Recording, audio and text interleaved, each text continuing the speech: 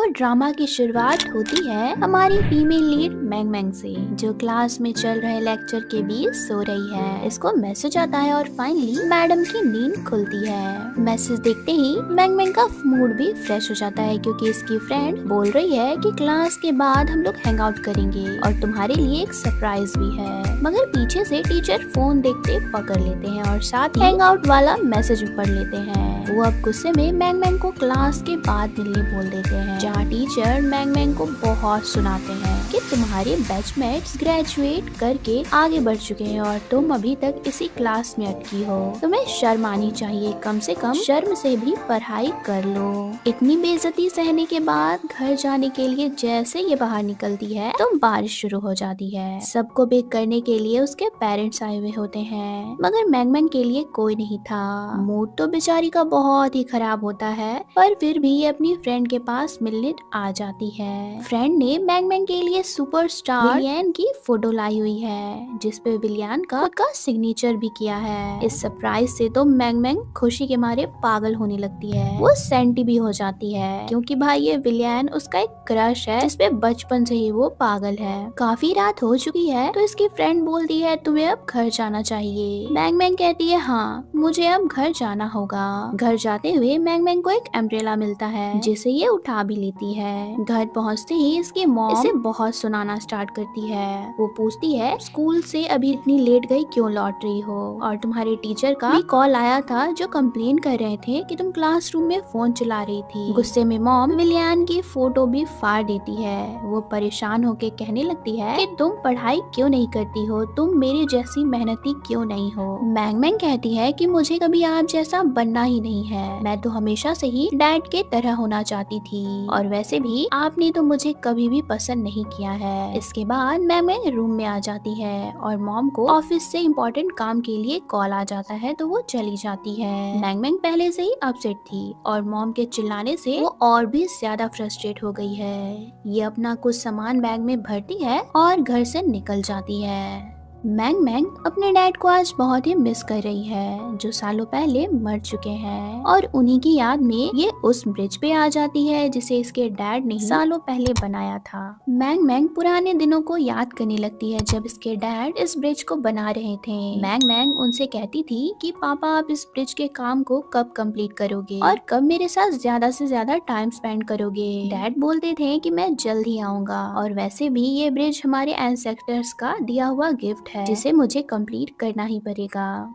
Mango bridge के बीचों बीच एक गड्ढा भी नजर आता है, जो देखने में बहुत ही गहरा लग रहा था। मैंग मैंग सोचती है कि वैसे भी मुझे कोई पसंद नहीं करता है, तो क्यों ना मैं इस गड्ढे में ही कूद जाऊं। बिना देर किए मैंग मैंग इस गड्ढे में कूद भी जाती है, जहां वो पानी की गहराई में चली जाती है। असल में मैंग मैंग किसी दूसरी दुनिया में आ पहुंची है, जहाँ हम एक बहुत ही बड़े एम्पायर को देखते हैं, और बहुत सारे लोग इनके सामने सर झुका के कह रहे हैं कि बारिश कराने के लिए हमें पूजा शुरू करना होगा। मगर ये राजा, जिसका नाम यांग है, ये बैठे बैठे सो रहा होता है। सामने खड़े लोग महारानी को इशारा करते हैं कि प्लीज आप युवराज को जगाइए। महारानी के बोलने पे यांग की नींद खुलती है। गाइस, असल में यहाँ पानी की बहुत किल्लत है और बहुत वक्त से इस राज्य में बारिश नहीं हुई है। लोगों का मानना है कि अगर हम बारिश के देवता को अपनी पूजा से खुश कर दें तो पक्का ही यहाँ बारिश हो जाएगी। किंग के साथ मिलकर यहाँ के पुजारी पूजा स्टार्ट करते हैं। इनकी सारी रिचुअल्स चल रही होती है कि अचानक ही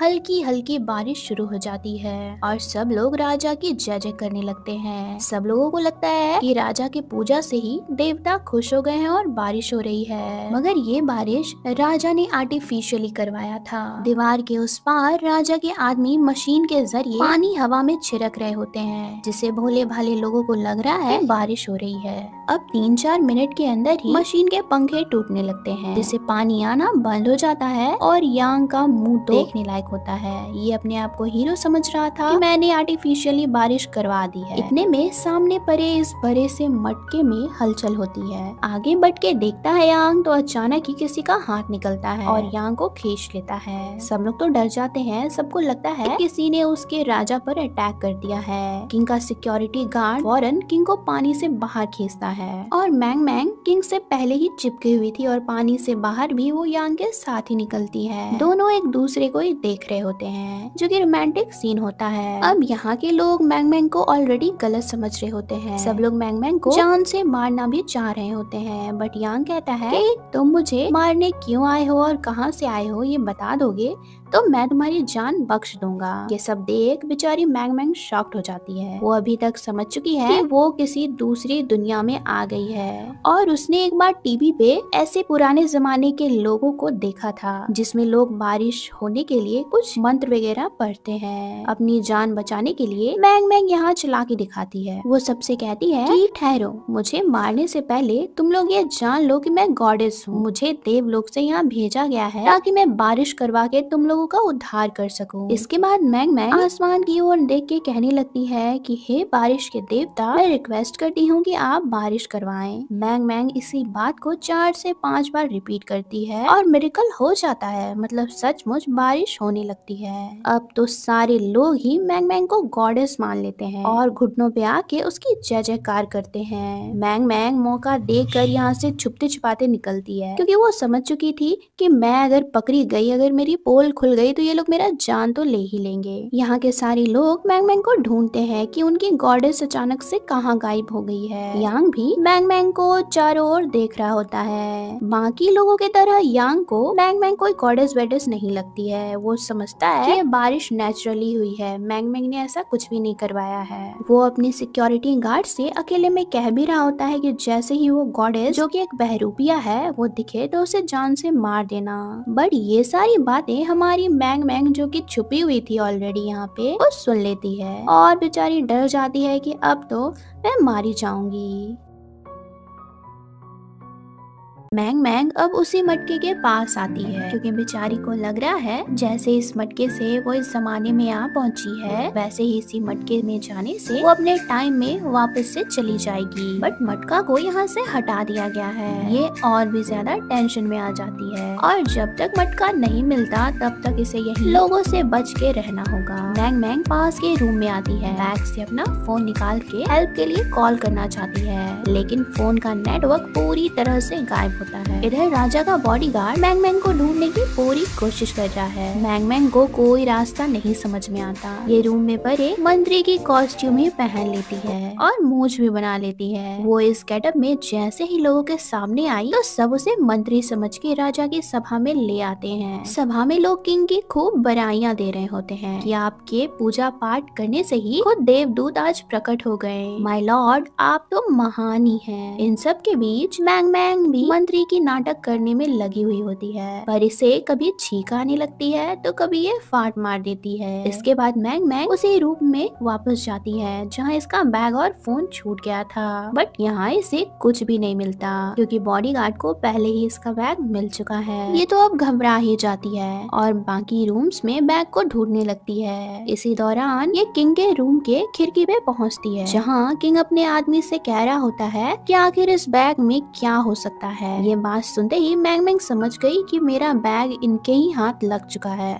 सडनली मैंग मैंग का फोन बजने लगता है, जो कि अलार्म बेल होती है। किंग और उसका आदमी बहुत डर जाता है कि भाई ये क्या चीज है। आदमी तो कहने लगता है कि महाराज कहीं इसमें कोई बॉम्ब वगैरह तो नहीं है। डरते डरते बैग से ये फोन निकालते हैं और घबरा के दूर फेंक देते हैं। इसी टाइम मैंग मैंग भी पकड़ी जाती है, तो किंग उसे बोलता है कि तुम दिखने में तो कमजोर हो, आखिर मुझे मारने के लिए कोई तुम जैसे कमजोर आदमी को क्यों ही भेजेगा। मैंग मैंग हिचकिचाते हुए कहती है कि क्या आप मेरे गले से पहले तलवार हटा सकते हैं। किंग बोलता है कि तुम पहले ये तो बताओ कि तुम्हें किसने भेजा है। ये 2-4 लोगों का नाम भी बोलता है कि तुम्हें इनमें से तो किसी ने नहीं भेजा। काफी देर से किंग धमकियां दे रहा होता है, तो मैंग मैंग अब अपना मुंह खोलती है और कहती है कि मैं फ्यूचर से आई हूँ। किंग को ये सुन के और भी चिड़चिड़ाहट होती है, पर मैंग मैंग बोलती है कि प्लीज मेरा यकीन करें। किंग बोलता है अच्छा ठीक है, चलो ये बताओ तुम मेरे रूम के बाहर अभी क्या कर रही थी। वो कहती है मुझे अपना फोन लेना था।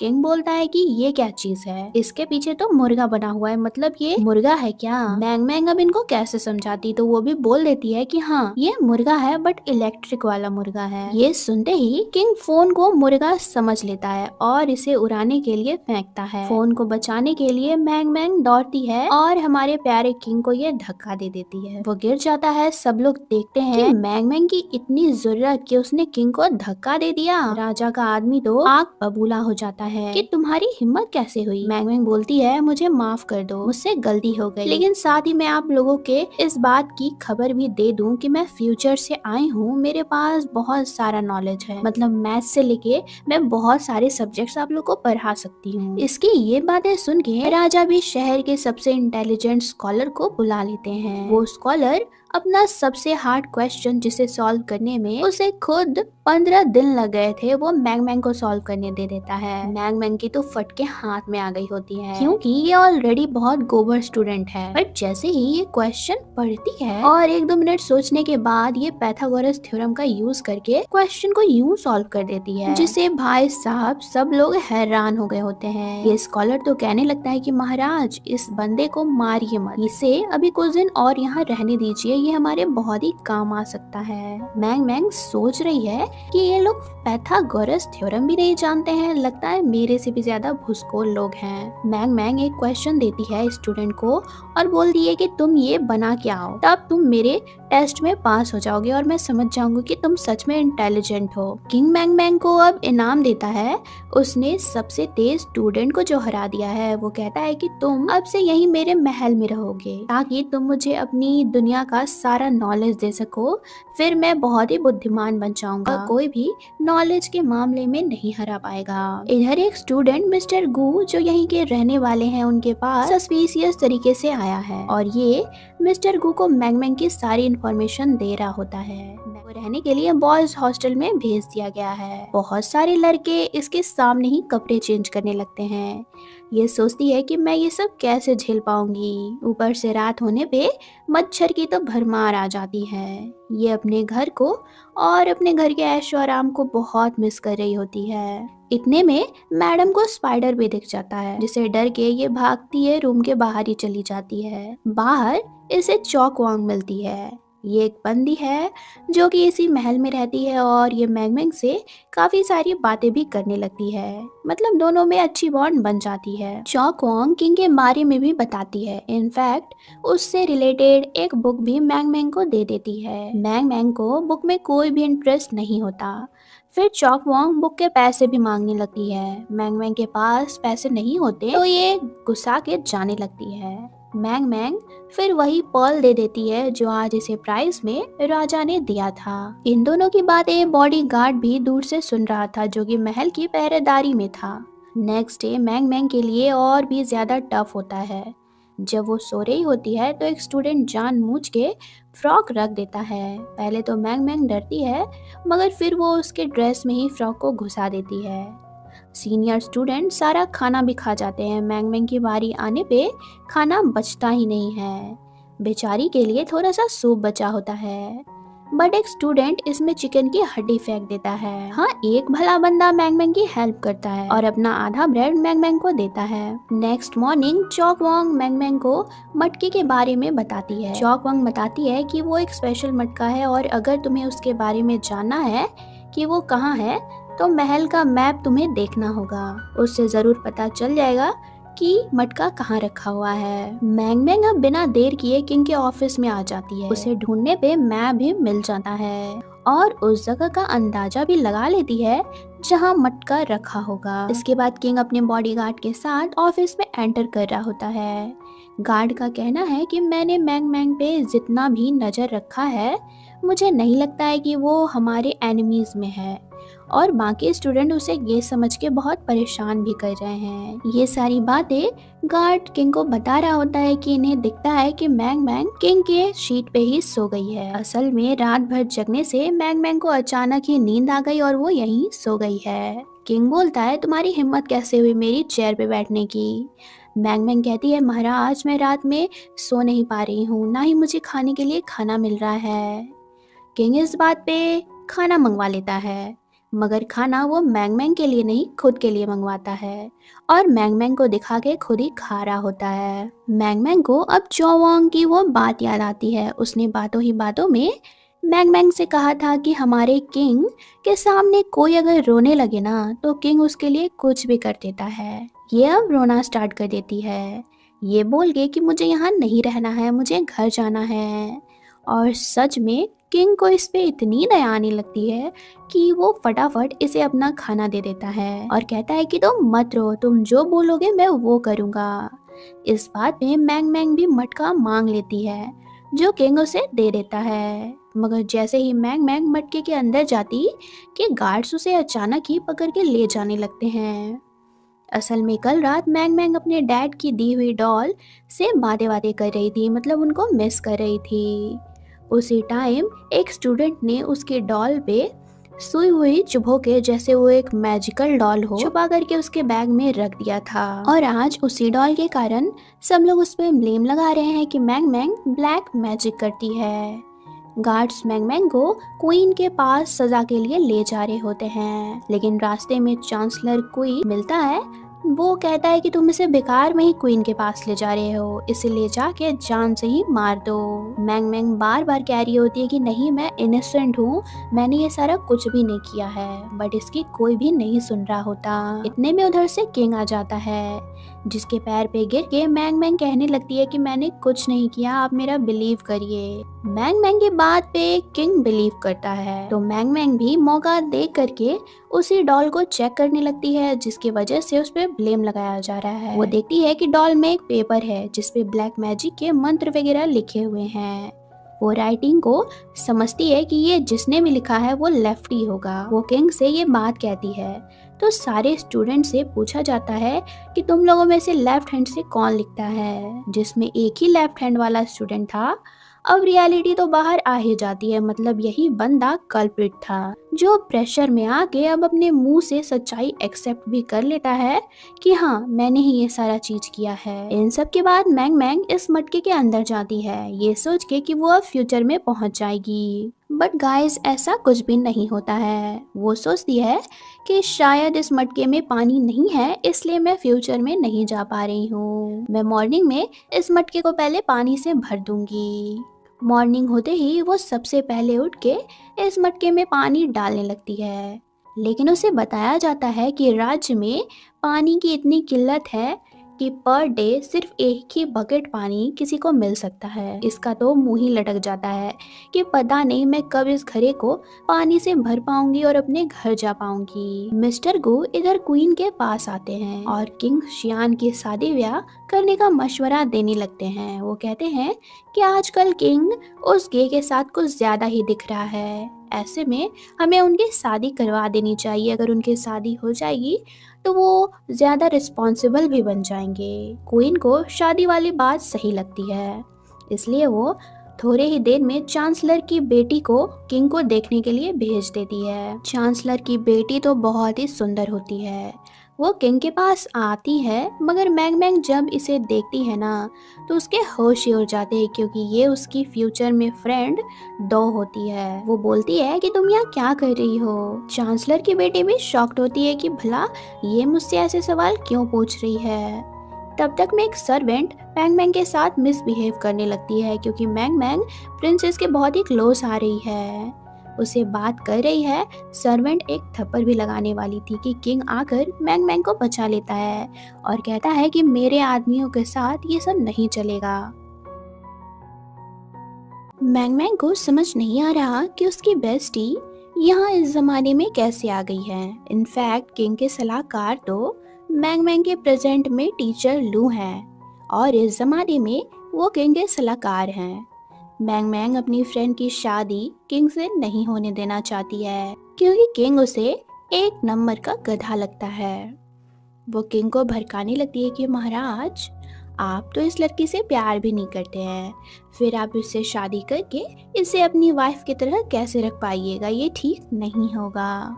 किंग बोलता है कि तुम ऐसा कैसे कह सकती हो, मुझे शादी किससे करना है ये तुम कैसे बोल सकती हो। किंग की ये बात सुन के मैंग मैंग सोचती है इसे जो करना है करे और मुझे तो बस फ्यूचर में जाने पे फोकस करना होगा। इधर प्रिंस हॉकिंस की आने की तैयारी हो रही है। प्रिंस हॉकिंस 5 साल के बाद लौट रहा है तो लड़कियां आज उसके आने पे उसे देख के पागल होने लगती हैं क्योंकि ये बहुत ही ज्यादा हैंडसम होता है। और तो और हमारी मैंग मैंग इसे देख के फिदा ही हो जाती है क्योंकि ये मैंग मैंग का फ्यूचर का क्रश बाय लियान था। इधर एक नई बात सामने आती है कि चांसलर लुई की बेटी और किंग ऑलरेडी मैरिड है। दोनों की शादी 3 मंथ पहले ही हो गई है मगर दोनों में हस्बैंड वाइफ जैसा कोई भी रिलेशन नहीं है। इनकी बेटी तो बहुत पहले से ही किंग हॉकिंस से प्यार करती है। चांसलर लुई इसे एक पाउडर देता है ताकि ये शियान के खाने में मिला देगी और नशे में ही सही इन दोनों के बीच हस्बैंड वाइफ जैसा रिश्ता बन पाएगा। शियान मिस्टर लू के साथ खाना खाने आया है जहां उसे वॉन दिखती है, वो भी खाना खाने आई है। शियान तो वॉन को इग्नोर करके आगे चला जाता है पर मैंग मैंग वॉन को पीछे से पुकारने लगती है जिससे वॉन शियान को भी देख लेती है। अब शियान क्या करता, उसे वॉन के साथ खाना खाने बैठना पड़ता है। बॉडीगार्ड आगे शियान को बोलता है कि महाराज आपसे मिलने कोई बाहर आया है। शियान को जाना पड़ता है मगर ये मैंग मैंग को यहीं छोड़ देता है ताकि ये वॉन को कंपनी दे सके। मैंग मैंग तो पहले से वॉन में अपनी फ्रेंड डो को फील कर रही है। ऐसे में मौका देख के वो वॉन से काफी सारी बातें करने लगती है। दोनों साथ में ड्रिंक कर लेते हैं जिससे एक दो शॉट में वॉन बेहोश हो जाती है तो मैंग मैंग इसे रूम पहुंचाने जा रही है। शियान ये देखता है कि वॉन को वो हटा लेता है इसके कंधे से क्योंकि मैंग मैंग सबकी नज़र में यहाँ लड़का ही है। इन सब के बीच मिस्टर लू शियान को एक कमाल का आइडिया देते हैं। वो कहते हैं कि महाराज आज प्रिंसेस वॉन ड्रंक है, ऐसी हालत में आप दोनों एक रूम में रात गुजारिए। वो तो नशे में सोई रहेगी और इधर सबको लगेगा कि आप दोनों में अब प्यार आ गया है। शियान ठीक ऐसा ही करता है पर मैंग मैंग भी रात भर शियान के साथ ही रुकने का डिसाइड करती है। इसे लगता है कि शियान इसकी फ्रेंड का नशे की हालत में फायदा उठा लेगा। बीच रात में शियान और वॉन को चेक करने के लिए एक सर्वेंट को भेजा जाता है। शियान मैंग मैंग के साथ ही रोमांटिक सीन्स करके दिखाने लगता है जिससे सर्वेंट को लगता है कि ये दोनों मतलब वॉन और शियान रोमांस कर रहे हैं। सर्वेंट फटाफट शियान की मम्मी को जाकर के ये बात बताती है। वो और चांसलर लुई तो बहुत खुश हो जाते हैं। पूरी रात मैंग मैंग शियान का हाथ बांध के रखती है। सुबह जब दोनों की आंख खुली तो मैंग मैंग शियान को देख करके शर्माने लगती है। शियान कंफ्यूज हो जाता है कि ये लड़कियों की तरह ऐसे क्यों बिहेव कर रही है। शियान रूम से निकल रहा होता है तो वॉन उसे जाते देखती है और इस बेचारी को ये कंफ्यूजन होता है कि शियान और वो कल रात एक साथ सो गए हैं। इधर ये बात महारानी हॉकिंस को बताने लगती है कि शियान और वॉन फाइनली साथ में सोए हैं, दोनों में प्यार व्यार हो गया है। वो पहले से जानती है कि हॉकिंस और वॉन एक दूसरे से प्यार करते थे फिर भी इसे जला रही है। असल में ये हॉकिंस की स्टेप मदर है। हॉकिंस के दिल में शियान के लिए तो नफरत है पर वो वॉन को अपने लाइफ में वापस भी लाना चाहता है। वॉन हॉकिंस को उसकी दी हुई हेयर क्लिप वापस लौटा देती है क्योंकि वॉन हॉकिंस से नाराज है। असल में कई महीनों पहले हॉकिंस ने एक लेटर वॉन को भेजा था जिसमें लिखा था कि वो अब कब लौटेगा नहीं पता। वॉन को उसका इंतज़ार नहीं करना चाहिए और किसी अच्छे लड़के को ढूंढ के उससे शादी कर लेनी चाहिए। मगर हॉकिंस के बिहेवियर को देख के लगता नहीं कि इसे इस लेटर के बारे में कुछ आइडिया है। शियान एक पार्टी ऑर्गेनाइज करने का डिसाइड करता है। पार्टी के डेकोरेशन वो मैंग मैंग से करवा रहा होता है पर ये लड़की तो एक काम को करने में 2 से 3 घंटे लगा रही होती है। गाइस इंटरेस्टिंग बात तो ये है कि हॉकिंस अपने आने की खुशी में भी आज रात को पार्टी रख रहा है। शियान इसकी पार्टी स्पॉइल करके पार्टी में कोई भी मिस्टर्स नहीं आते हैं क्योंकि सब लोग अब हॉकिंस के यहाँ चले गए थे। शियान से झूठ बोला था। शियान के सामने हॉकिंस अपना टैलेंट दिखाता है और शियान को भी बोलने में ही इसके डैड गुजर गए थे और तब से सारी रिस्पॉन्सिबिलिटी इसके सर पे दे दी गई है। अपना कैमरा लेके आती है और दोनों मिलके मून के साथ सेल्फी लेते हैं जो सियान को बहुत पसंद आता है। और मैंग मैंग की तरफ से ये मैंग मैंग को जो अपनी बॉडी गार्ड से ज़्यादा वैल्यू देने लगा है। सियान अपना ड्रीम प्रोजेक्ट जो वो सबसे छुपा के तैयार कर रहा है वो आज मैंग मैंग को दिखाता है, जो कि राज्य में कैनल बनाने का है। मैंग मैंग को चौंग एक खबर बताती है कि राज्य में कल किक बॉल कंपटीशन होने वाली है। कंपटीशन सियान और हॉकिंस के बीच होगा। मैंग मैंग तो चाहती है कि कंपटीशन में हॉकिंस ही जीत जाए, पर सियान को भी वो हारते नहीं देखना चाहती है। और होता भी ऐसा है, कंपटीशन में हॉकिंस हार जाता है और इसे चोट भी लग जाती है। हॉकिंस को चोट लगती देख वॉन तो वरीड होती है। वो उसे दवाई लगानी भी आती है पर हॉकिंस मना कर देता है। इधर मैंग मैंग बहुत खुश थी क्योंकि आज के कंपटीशन में उसने शियान पर बैट लगाई हुई थी और क्योंकि वो जीत गया तो इसे भी बहुत सारे पैसे मिले हैं। ये सब दूर से शियान भी देख लेता है और उससे गुस्सा आ रहा होता है कि मैंग मैंग के लिए पैसे ज्यादा इम्पोर्टेंट है, शियान बिल्कुल भी नहीं है। गुस्से में ये मैंग मैंग का सारा पैसा ले लेता है तो मैंग मैंग इसे मनाने के लिए नूडल्स बनाती है जो बिल्कुल बेकार होता है। शियान नूडल्स के स्मेल से ही दूर भाग रहा होता है, पर मैंग मैंग जबरदस्ती इसे नूडल्स खिला देती है। तभी अचानक शियान बेहोश हो जाता है। मैंग मैंग बहुत डर जाती है। वो शियान को जगाने की कोशिश करती है पर ये हिलता भी नहीं है। मैंग मैंग सोचती है कि ये मर गया और फिर उसके सामने वो रोने लगती है और अपने दिल की फीलिंग्स भी कहती है कि मैं आपको बहुत ही पसंद करती हूँ, मतलब एज ए किंग, और आपकी बहुत रिस्पेक्ट भी करती हूँ। आप सच में बहुत ही अलग हैं। ये बेचारी बहुत रो रही होती है और फिर ये इसी मटके में कूद जाती है ताकि ये सब देखने से अच्छा है कि वो फ्यूचर में ही चली जाए। अपनी दुनिया में आने का वो ट्राई करती है मगर शियान उठ जाता है और मैंग मैंग को पानी से निकाल लेता है। अब शियान सच में बेहोश नहीं हुआ था, वो नाटक कर रहा था। ये जानने के बाद तो मैंग मैंग चिढ़ जाती है। वो बोलती है कि ऐसा कौन करता है। इतने में शियान अचानक ही जमीन पे गिर जाता है और इस बार वो सच में बेहोश हो गया है। मैंग मैंग को बिलीव नहीं होता। वो सोचती है कि ये फिर से नाटक कर रहा है। शियान को होश आया तो वो अपने रूम में होता है। सबसे पहले वो मैंग मैंग कहाँ है यही पूछता है।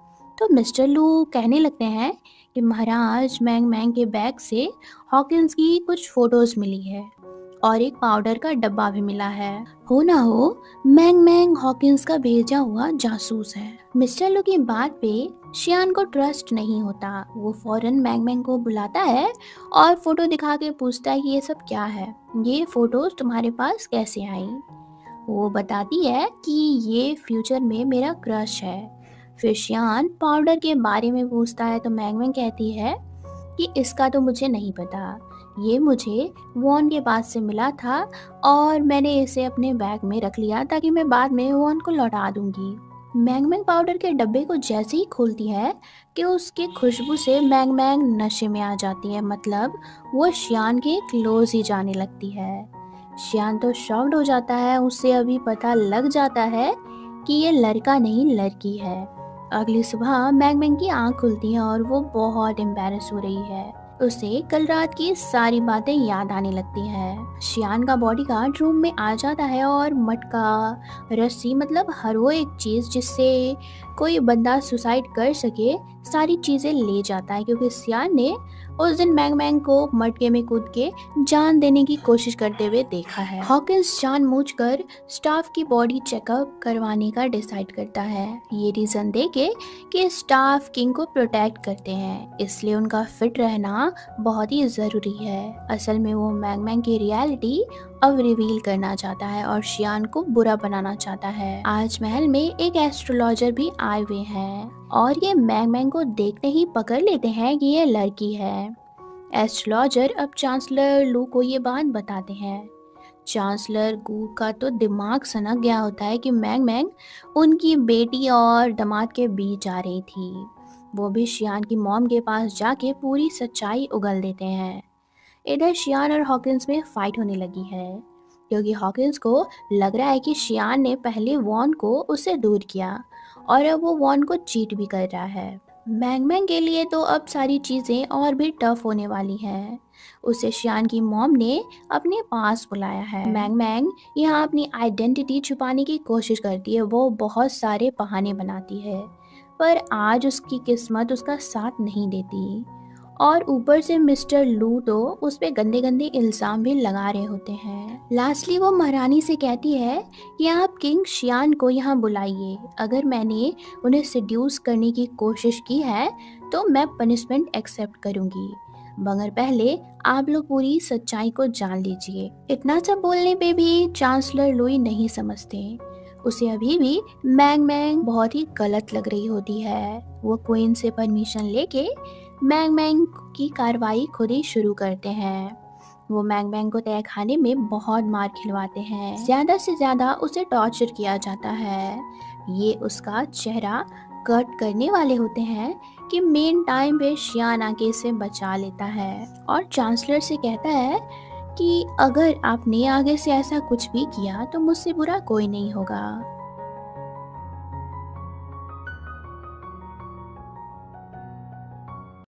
बहुत वक्त तक मैंग मैंग बेहोश रहती है और उसे जैसे ही होश आता है कि शियान की मॉम भी रूम में आ गई होती है। शियान जल्दी से मैंग मैंग को ब्लैंकेट के नीचे छुपा लेता है।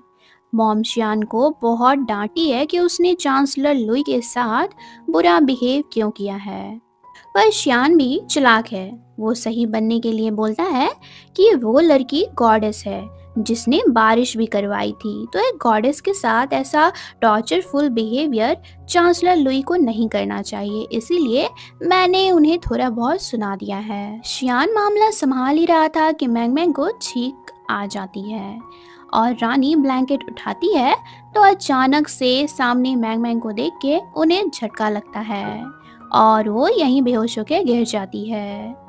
वो सिर्फ बेहोश ही नहीं हुई थी बल्कि कई दिनों तक वो उस झटके की वजह से बेहोश रहती है, उन्हें होश नहीं आ रहा होता। इसके लिए भी चांसलर लुई शियान के सामने मैंग मैंग को जिम्मेदार ठहराते हैं और कहते हैं कि अगर वो लड़की सच में गॉडेस है तो उसे कहो महारानी को होश में लाए, वरना मैं उसे छोड़ूंगा नहीं। रात में चौवोंग मैंग मैंग को महल से बाहर भेज देती है ताकि मैंग मैंग की लाइफ बहुत आसान हो जाए, उसे ये सब नहीं झेलना पड़े। दूर से बॉडीगार्ड देख लेता है, वो शियान को बताता है तो शियान को इससे कोई दिक्कत नहीं होती। वो तो खुद चाहता है कि मैंग मैंग इन सब से बच के रहे। महल के बाहर मैंग मैंग लड़कियों की तरह रहने लगती है, उसे बस अब यहाँ से अपने टाइम में जाने का इंतजार है। वो एक दिन रेस्टोरेंट में खाना खाने आई है। दो लोग पीछे के टेबल पे बैठ के शियान की बुराइयां दे रहे होते हैं। मैंग मैंग पहले तो इग्नोर करने का ट्राई करती है, लेकिन फिर वो आउट ऑफ कंट्रोल हो जाती है, वो भी इतना ज्यादा कि वो सामने वाले पे हाथ उठा देती है। इस टाइम पे यहाँ हॉकिंस आया होता है और वो ये सब देख लेता है। वो मैंग मैंग की हेल्प करता है। मैंग मैंग भी हॉकिंस को अपनी सिचुएशन समझाती है कि उससे अपने घर जाना है जहाँ सब कुछ यहाँ से बहुत अलग है। असल में वो इस टाइम की है ही नहीं। मैंग मैंग मार्केट में एक अनाउंसमेंट सुनती है। महल के सैनिक बोल रहे होते हैं कि महारानी की तबीयत जो भी ठीक कर पाएगा उसे बहुत बड़ा इनाम दिया जाएगा। चारों तरफ बीमारी के सिम्टम्स भी चिपकाए होते हैं। मैंग मैंग पढ़ती है तो उसे अपनी मॉम की हेल्थ के बारे में याद आता है कि उसकी मॉम को भी ऐसी ही प्रॉब्लम्स हुआ करती थी। आसपास खड़े लोग कह रहे होते हैं कि अगर महारानी को कुछ भी हुआ तो शियान आगे किंग बन के नहीं रह पाएगा। ये सुनते ही मैंग मैंग अब डिसाइड करती है कि वो ऐसा नहीं होने देगी, वो महारानी को खुद ठीक करेगी। वो अगले दिन वापस से महल चली आती है। शियान उसे देख के खुश होता है। मैंग मैंग बोलती है कि आपने मुझे सबसे बचाया है, मेरी बहुत हेल्प की है, तो मैं आपको ऐसे अकेले कैसे छोड़ के जा सकती थी। मैंग मैंग लाइब्रेरी में बुक पढ़ने जाती है ताकि किसी बुक में उसे महारानी की बीमारी का इलाज मिल जाए, बट लाइब्रेरी में वॉन पहले से होती है जिसके सर पे बुक रैक गिरने वाली थी कि मैंग मैंग उसे फौरन बचा लेती है। मगर इसके सामने भी मैंग मैंग की लड़की होने वाली बात अब सामने आ गई है। दोनों एक दूसरे से बातें करते हैं। मैंग मैंग वॉन को भी अपनी दुनिया के बारे में सब कुछ बताती है, जो सुन के वॉन को बहुत अच्छा लगता है। अब मैंग मैंग दिन रात मेहनत करके दवाई भी तैयार कर लेती है, लेकिन मैंग मैंग ये दवाई का रिजल्ट चेक करने के लिए इसे पहले किसी पे इस्तेमाल करना चाहती है। वो इसके लिए मिस्टर लू को बोलती है और दवाई लगाने के लिए मिस्टर लू को कपड़े उतारने को कह देती है। मिस्टर लू तो अनकंफर्टेबल हो जाते हैं। उनसे ज्यादा तो शियान को दिक्कत होती है कि मैंग मैंग किसी आदमी को टच कर लेगी। वो खुद पे दवाई लगाने को बोलता है। जैसे जैसे मैंग मैंग उसे टच कर रही होती है, वैसे वैसे शियान की धड़कनें तेज होने लगती है। बंदा प्यार में पड़ चुका है, पर इसे कब तक एहसास होगा ये देखना बाकी है। खैर, रानी की ट्रीटमेंट मैंग मैंग शुरू कर देती है, जिसे घंटे भर में ही इन्हें होश भी आ जाता है। और चांसलर लू, जिसे मैंग मैंग को सबक सिखाने का ठान लिया था, उनका तो मुंह ही बन जाता है। इस खुशी पे मैंग मैंग को शियान शाही खाना खिलाता है और एक गिफ्ट भी देता है, जो मैंग मैंग के किसी काम का तो नहीं था, पर फिर भी मैंग मैंग को ये बहुत अच्छा लगता है। वो बहुत खुश होती है। मैंग मैंग रानी को मॉर्निंग एक्सरसाइज भी कराना शुरू करती है, जिसे उनके साथ साथ सब लोग एंजॉय करने लगते हैं। सब लोगों को तो भाई बड़ा मजा आता है। रानी तो मैंग मैंग से इतनी इम्प्रेस हो गई है कि ये फटाफट ही मैंग मैंग की प्रमोशन कर देती है और रहने की जगह भी चेंज करवा देती है। मैंग मैंग बहुत खुश है कि फाइनली उसे रिस्पेक्ट मिल रहा है, पर इतना समय वो शियान को बहुत मिस कर रही है। वो चाहती है कि शियान उसे मिलने आए। हर बार डोर बेल की आवाज़ से वो सोचती है कि शियान आया होगा, पर कोई और ही होता है। इधर शियान की हालत भी खराब होने लगती है। वो भी चाहता है कि वो मैंग मैंग से मिल सके। मैंग मैंग की याद में वो इतना खोया हुआ होता है कि वो मिस्टर लू को मैंग मैंग समझ के किस कर लेता है। फिर फोन देने के बहाने से ये मैंग मैंग के पास जाने लगता है। मैंग मैंग के रूम में बहुत सारे लोग होते हैं, जो अपनी फ्यूचर के बारे में मैंग मैंग से पूछ रहे थे। ये एस्ट्रोलॉजर छुप के मैंग मैंग की बातें सुन रहा था कि ये कैसे लोगों के भविष्य बता पा रही है। शियान जैसे आता है तो एस्ट्रोलॉजर भी इसके साथ मैंग मैंग के रूम में एंटर कर जाता है। अब क्योंकि शियान को तो मैंग मैंग से अकेले में मिलना था, तो ये सबको बाहर भगा देता है। दोनों एक दूसरे को देख के बहुत खुश हुए। शियान कहता है कि तुम तो बहुत ही बिजी हो गई हो। मेरे ख्याल से तुम्हें मुझे तो याद करना बंद ही कर दिया है। मैंग मैंग कहती है कि नहीं महाराज, ऐसा बिल्कुल भी नहीं है। मेरा बस चले तो मैं पहले की तरह आपके साथ ही रहने लगूं। दोनों ही इजहार नहीं कर रहे हैं, पर एक दूसरे से मिल के दोनों को खूब तसल्ली हुई है। अगली सुबह महारानी हॉकिंस को बताती है कि अब मैं तुम्हारी शादी फिक्स कराना चाहती हूँ, ताकि तुम भी अपनी जिंदगी में आगे बढ़ो, और तुम्हारे लिए लड़की ढूंढने का काम वॉन करेगी। वॉन का मन तो नहीं है, पर बेचारी करे भी तो क्या करे। अपने प्यार के लिए उसे खुद ही लड़की ढूंढने बोला गया है। वैसे वॉन को अंदाजा लग गया है कि महारानी किस लड़की को सिलेक्ट करेगी, इसलिए ये भी मैंग मैंग को बोलती है कि उस लड़की को तुम सिलेक्शन सेरेमनी से दूर रखना। सेरेमनी स्टार्ट होती है। मैंग मैंग देखती है कि जिस लड़की के ड्राइंग वॉन ने उसे दी थी, वो सेरेमनी में अभी तक पहुंची ही नहीं है, और कुछ ही देर में उस लड़की का नाम भी पुकारा जाता है। तो मैंग मैंग खुद ही उसके जगह चली जाती है। फेस पे पर्दा रख के ये फनी डांस स्टेप करती है, ताकि आसानी से इसे रिजेक्ट कर दिया जाए। बट हमारे दोनों हैंडसम हीरो को, मतलब शियान और हॉकिंस को, मैंग मैंग का ये फनी डांस पसंद आ रहा होता है। मैंग मैंग का फेस अचानक ही दिख जाता है। सब समझ गए हैं कि पर्दे के पीछे मैंग मैंग है। वॉन हॉकिंस से पूछती है कि क्या आपको ये लड़की पसंद आई, तो ये कह देता है एक ही झटके में कि हाँ, मुझे ये लड़की पसंद आई। शियान तो इनसिक्योर हो जाता है। वो कहता है कि नहीं नहीं, लड़की कुछ खास नहीं है। वॉन अब तबीयत खराब होने का नाटक करने लगती है, ताकि मैंग मैंग यहाँ से बच के निकल सके। ये निकल तो गई, पर सामने से असली वाली लड़की आ रही होती है। फंसने के डर से ये जल्दी में हॉकिंस के स्टडी रूम में जाके छुप जाती है, और यहाँ इसे वॉन की पेंटिंग मिलती है जो कि बहुत ही खूबसूरत थी। मैंग मैंग को ढूंढने के लिए गार्ड्स इस रूम में आते हैं, पर तब तक शियान आके उसे बचा लेता है। दोनों काफी क्लोज थे। मैंग मैंग शर्मा रही थी। गार्ड्स तो चले जाते हैं, लेकिन शियान मैंग मैंग से पूछता है कि वो हॉकिंस की सेरेमनी में क्यों आई है। क्या वो हॉकिंस से शादी करना चाहती है?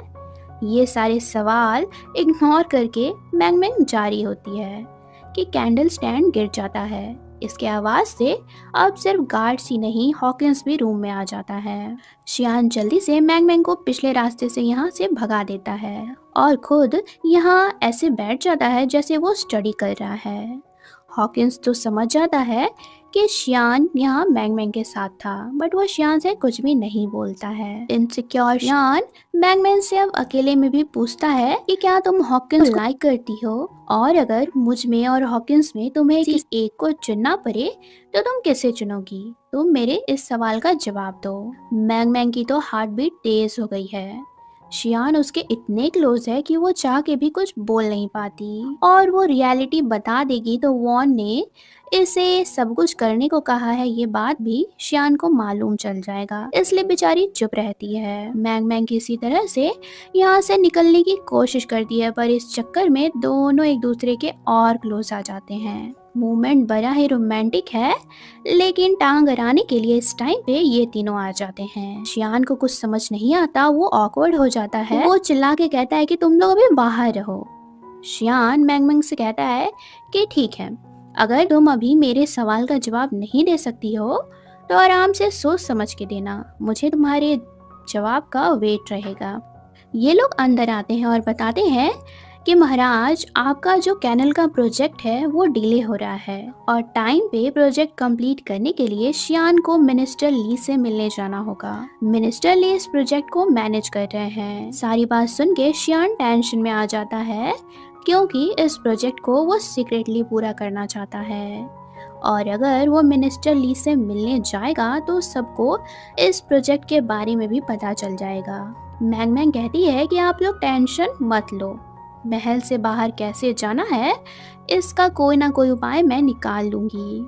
नेक्स्ट डे महारानी को एक्सरसाइज करवाते करवाते उनसे कहती है कि महारानी, मैंने एक मंदिर के बारे में सुना है, वहां जाने से इंसान पे आई सारी मुसीबतें टल जाती है।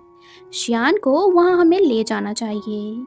मैंग मैंग की बात सुन के रानी माँ कहती है कि सिर्फ शियान ही क्यों, हम सब जाएंगे, मेरे जितने भी रिश्तेदार लोग हैं वो सारे जाएंगे। ये सुन के मैंग मैंग का तो सारा प्लान ही चौपट हो जाता है। नेक्स्ट डे सब लोग मंदिर के लिए निकल जाते हैं। रानी माँ ने जिस लड़की को हॉकिंस के लिए पसंद किया है वो उसे भी साथ ले जा रही होती है, जिसका नाम सिंगलू है। रानी माँ चाहती है कि किसी भी तरह सिंगलू और हॉकिंस एक दूसरे के क्लोज आ जाएं, बट वॉन को ये सब देख के बहुत तकलीफ हो रही है। इनफैक्ट यहाँ अचानक ही सिंगलू गिरने वाली थी तो हॉकिंस उसे बचाता है, जो सामने से हमारी वॉन भी देख लेती है। इधर मैंग मैंग और शियान तो टेंशन में है। सबके सोने के बाद दोनों मिनिस्टर ली से मिलने के लिए निकल रहे होते हैं कि वॉन इन्हें रास्ते में मिलती है।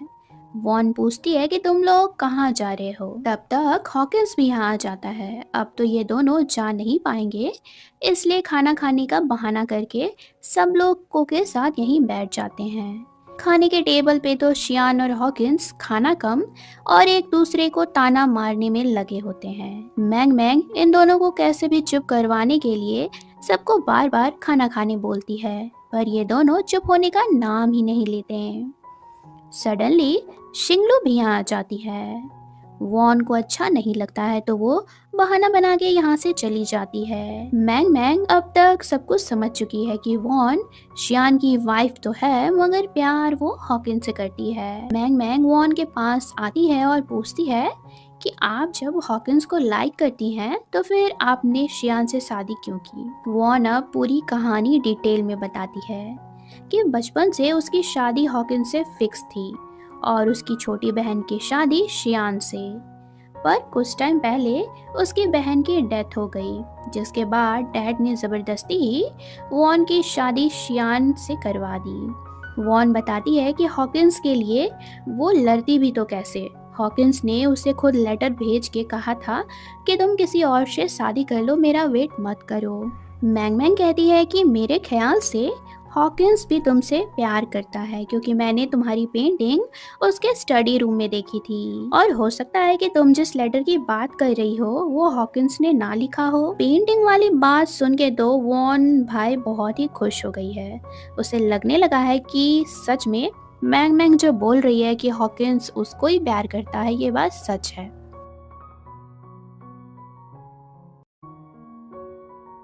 काफी कोशिशों के बाद शियान और मैंग मैंग को महल के बाहर जाने का मौका मिल गया है और ये लड़कियों वाले कब्रों में जा रही है। मिस्टर लू इसको देखते हैं और आज उनको भी पता चल जाता है कि ये लड़की है।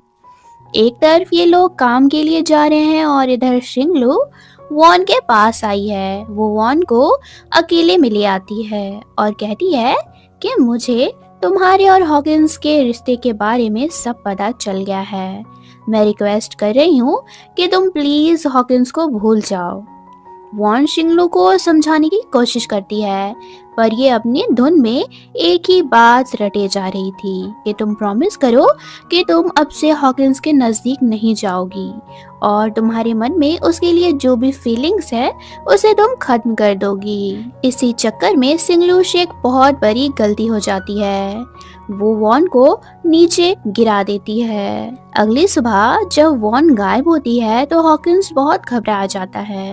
वो वॉन को हर जगह ढूंढने लगता है और बहुत मेहनत के बाद उसे जब वॉन मिलती है तो वो उसकी कंडीशन देख के सोचता है कि वो मर तो नहीं गई। हॉकिंस को अंदर से बहुत बुरा लगता है, वो टूट सा गया था। वो रो रो के अपने दिल की बात बोलने लगता है जो वो पहले वॉन से कभी नहीं बोल पाया। लेकिन अचानक से वॉन उठ जाती है। वो मरी नहीं थी बल्कि बेहोश हुई थी। वॉन कहती है कि तुमने ये सारी बातें मुझे पहले क्यों नहीं बोली। इधर शियान और मैंग मैंग मिस्टर ली के पास आ गए हैं, मगर मिस्टर ली को देखते ही मैंग मैंग सरप्राइज हो जाती है क्योंकि मिस्टर ली कोई और नहीं उसके डैड होते हैं। मैंग मैंग को रियलाइज होता है कि वो इस टाइम में शायद इसलिए आई है ताकि डेस्टिनी उसे उसके डैड से मिलवा सके। मैंग मैंग इतनी खुश होती है कि वो मिस्टर ली से अकेले में कहती है कि मेरी एक विश है, मैं चाहती हूँ कि आप मुझे गले लगाओ।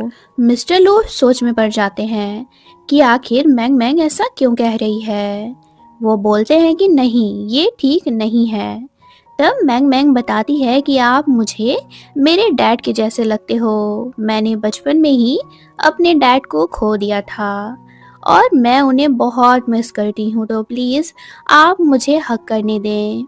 मिस्टर ली को तो मैंग मैंग की सारी बातें सुनकर उसके लिए बहुत बुरा लग रहा होता है। चांसलर लुई को एक जासूस से पता चलता है कि मैंग मैंग लड़की है। इन्हें तो अब और गुस्सा आ जाता है कि मैंग मैंग शियान को फंसाने के मकसद से आई है। वो अब ठान लेते हैं कि मैंग मैंग को तो रास्ते से वो हटा के रहेंगे। चांसलर लुई अब क्या करेंगे ये तो फिलहाल नहीं पता, पर शियान एंड मैंग मैंग के बीच प्यार बढ़ते जा रहा है। दोनों एक दूसरे के साथ बहुत ही खूबसूरत टाइम स्पेंड करते हैं। रात हो गई है और हॉकिंस और वॉन अभी तक यहीं फंसे हैं, बट एक फायदा हो रहा है, दोनों को अपनी दिल की बात बोलने का मौका मिल गया है। वॉन हॉकिंस को लेटर के बारे में बताती है और पूछती है कि तुमने मुझे उस लेटर में वो सारी बातें क्यों लिखी थी। हॉकिंस बोलता है कि मैंने तुम्हें कोई भी लेटर नहीं भेजा था। इनफैक्ट मुझे खुद तुम्हारे नाम से एक लेटर मिला था जिसमें लिखा था कि तुम शादी करने जा रही हो और तुम मेरा वेट नहीं करना चाहती हो। हॉकिंस को लगता है कि जरूर ये लेटर शियान ने भेजा होगा। वो चाहता ही है कि मेरे और वॉन में मिसअंडरस्टैंडिंग हो जाए। वॉन बोलती है अरे नहीं, उसने ये नहीं किया है क्योंकि उसे तो पहले से मेरे से शादी करने में कोई इंटरेस्ट नहीं था। शादी के बाद भी उसने मुझे कभी एक्सेप्ट नहीं किया है। अब मुझे डर लगता है कि कहीं सारी जिंदगी मैं अकेले नहीं रह जाऊं। मेरा कोई भी अपना नहीं है। हॉकिंस ये सब सुन के कहता है कि मैंने हमेशा तुमसे प्यार किया है, फिर मैं तुम्हें अकेले कैसे छोड़ सकता हूँ। दोनों की बातों से फाइनली अब इनके बीच की मिसअंडरस्टैंडिंग क्लियर हो जाती है। शियान एक बार फिर इनसिक्योर होने लगा है, क्योंकि ये सुबह से देख रहा है कि मैंग मैंग मिस्टर ली के साथ काम कर रही है। मिस्टर ली को वो इतना अटेंशन दे रही है कि शियान को तो वो ठीक से देखती तक नहीं है। शियान को गुस्सा आ जाता है तो वो इनके बीच से जाने लगता है। तब मैंग मैंग उसे समझाती है कि वो प्रेजेंट में मेरे डैड हैं और मैं उनके साथ बहुत सारा टाइम स्पेंड करना चाहती हूँ। क्या पता फिर मौका मिले या ना मिले। शियान को भी मैंग मैंग के लिए बुरा लगता है। खैर इन सब के बाद दोनों कुछ जड़ी बूटी लेने जंगल जाते हैं, जहाँ मैंग मैंग को पाँव में चोट लग जाती है। वो चल तो नहीं सकती, तो शियान उसे कंधे पे उठा लेता है। दोनों का दिल जोर से धड़क रहा होता है। मैंग मैंग भी अब शियान पे अपना हक जताने लगी है। रात को शियान सो भी नहीं पा रहा है। वो बार बार यही सोचता है कि क्या मैंग मैंग मेरे लिए वैसा ही फील करती है जैसा मैं उसके लिए करता हूँ। अगले दिन अचानक से इन पे बहुत सारे लोग हमला कर देते हैं, जिनको देख के साफ पता चल रहा था कि ये मैंग मैंग के लिए आए हैं। मिस्टर ली मैंग मैंग को बचाने की कोशिश कर रहे थे कि ये लोग उन्हें भी मारने लगते हैं। इनफैक्ट ये लोग उनकी जान लेने ही वाले होते हैं कि एन मौके पे यहाँ हॉकिंस आ जाता है। गाइस, हॉकिंस को हम लोग सेवियर नाम दे सकते हैं। ये बंदा हर जगह आता है और लोगों को बचा लेता है। हॉकिंस सबसे खुद ही फाइट करने लगता है। 1 मिनट के लिए तो तलवार उसके सीने में जाने वाली थी, मगर शियाना के सिचुएशन संभाल लेता है और अब दोनों भाई मिलके फाइट करते हैं। हॉकिंस को थोड़ी चोट लगी है, जिससे वो फिलहाल बेहोश होता है। इन सब के बाद मिस्टर ली मैंग मैंग को अपनी छोटी सी प्यारी सी बेटी से मिलवाते हैं, जो कि सच में बहुत क्यूट होती है। मैंग मैंग तो इसे देख के खुश कम और सैड ज़्यादा हो जाती है। उसे अच्छा नहीं लगता कि उसकी जगह उसके डैड किसी और को प्यार कर रहे हैं। हॉकिंस को होश आ गया है। वो बातों ही बातों में शियान को चिढ़ाने लगता है कि तुम एक नंबर के फट्टू हो। तुम मैंग मैंग से प्यार तो करते हो, पर इजहार करने में तुम्हें डर लग रहा है। हॉकिंस की बात में आके ये भी डिसाइड करता है कि मैं डरपोक नहीं हूँ और आज मैं मैंग मैंग को अपनी दिल की बात बोल दूंगा। शियान मैंग मैंग को ये बात बताने वाला था कि उससे पहले ही मैंग मैंग समझ जाती है कि ये आज फाइनली मुझे प्रपोज करके रहेगा। मैंग मैंग जानबूझ के शियान की बात बिना सुने यहाँ से चली जाती है और बेचारा शियान सोचता है कि इसे हुआ क्या, ये मुझे ऐसे इग्नोर करके क्यों चली गई। अगले दिन मिस्टर ली की बेटी अचानक ही नहीं मिल रही होती है। मिस्टर ली और उनकी वाइफ बहुत वरीड होते हैं। सब लोग मिलके इसकी बेटी को ढूंढने लगते हैं और वो मार्केट के बीच में इन्हें मिल जाती है। मिस्टर ली को अपनी बेटी को प्यार करते देख मैंग मैंग को रियलाइज होता है कि उसकी मॉम भी प्रेजेंट टाइम में उसे ढूंढ रही होगी। मैंग मैंग को सामने अब एक ब्रिज नजर आता है, जो उसी जगह पे बन रही थी जिस जगह में फ्यूचर वाला ब्रिज था, जिसके जरिए वो इस दुनिया में पहुंच आई है। मैंग मैंग को अब समझ आता है कि हो ना हो फ्यूचर में जाने का भी रास्ता जरूर इसी ब्रिज में होगा। वो डिसाइड करती है कि अब उसे फ्यूचर में लौट जाना चाहिए। यहाँ का काम खत्म हो गया है और वो जितने दिन यहाँ रहेगी उतना ही उसे लोगों से लगाव हो जाएगा। इसके बाद दोनों छुपते छुपाते हुए महल में आ जाते हैं, लेकिन इन्हें चेक करने के लिए महारानी भी आती है। असल में शियान महल में कुछ दिनों से नहीं था। ये बात महारानी को नहीं पता थी, सिर्फ गिने चुने लोग ही ये बात को जानते थे। मैंग मैंग धीरे धीरे अब यहाँ से फ्यूचर में जाने की तैयारी करती है। जैसे वो सब के लिए छोटे मोटे गिफ्ट्स तैयार करती है और सबको देती भी है। ये देख के शियान पूछता है कि मेरा गिफ्ट कहाँ है, पर मैंग मैंग के पास शियान के लिए कुछ नहीं था। वो देती भी तो क्या, इतना बड़ा राजा है शियान, उसे वो छोटे मोटे चीज कैसे दे सकती है। मैंग मैंग सबके साथ फोटोज भी लेती है।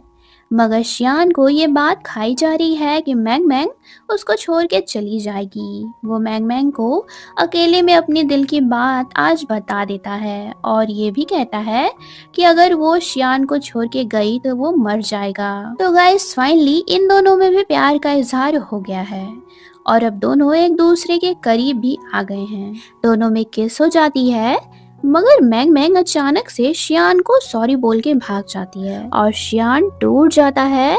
मैंग मैंग ने उसके फीलिंग्स को रिजेक्ट कर दिया है, ये सोच सोच के शियान को बहुत बुरा लगता है। चांसलर लुई को अब शियान के सीक्रेट प्रोजेक्ट मतलब कैनल के बारे में खबर मिल गई है।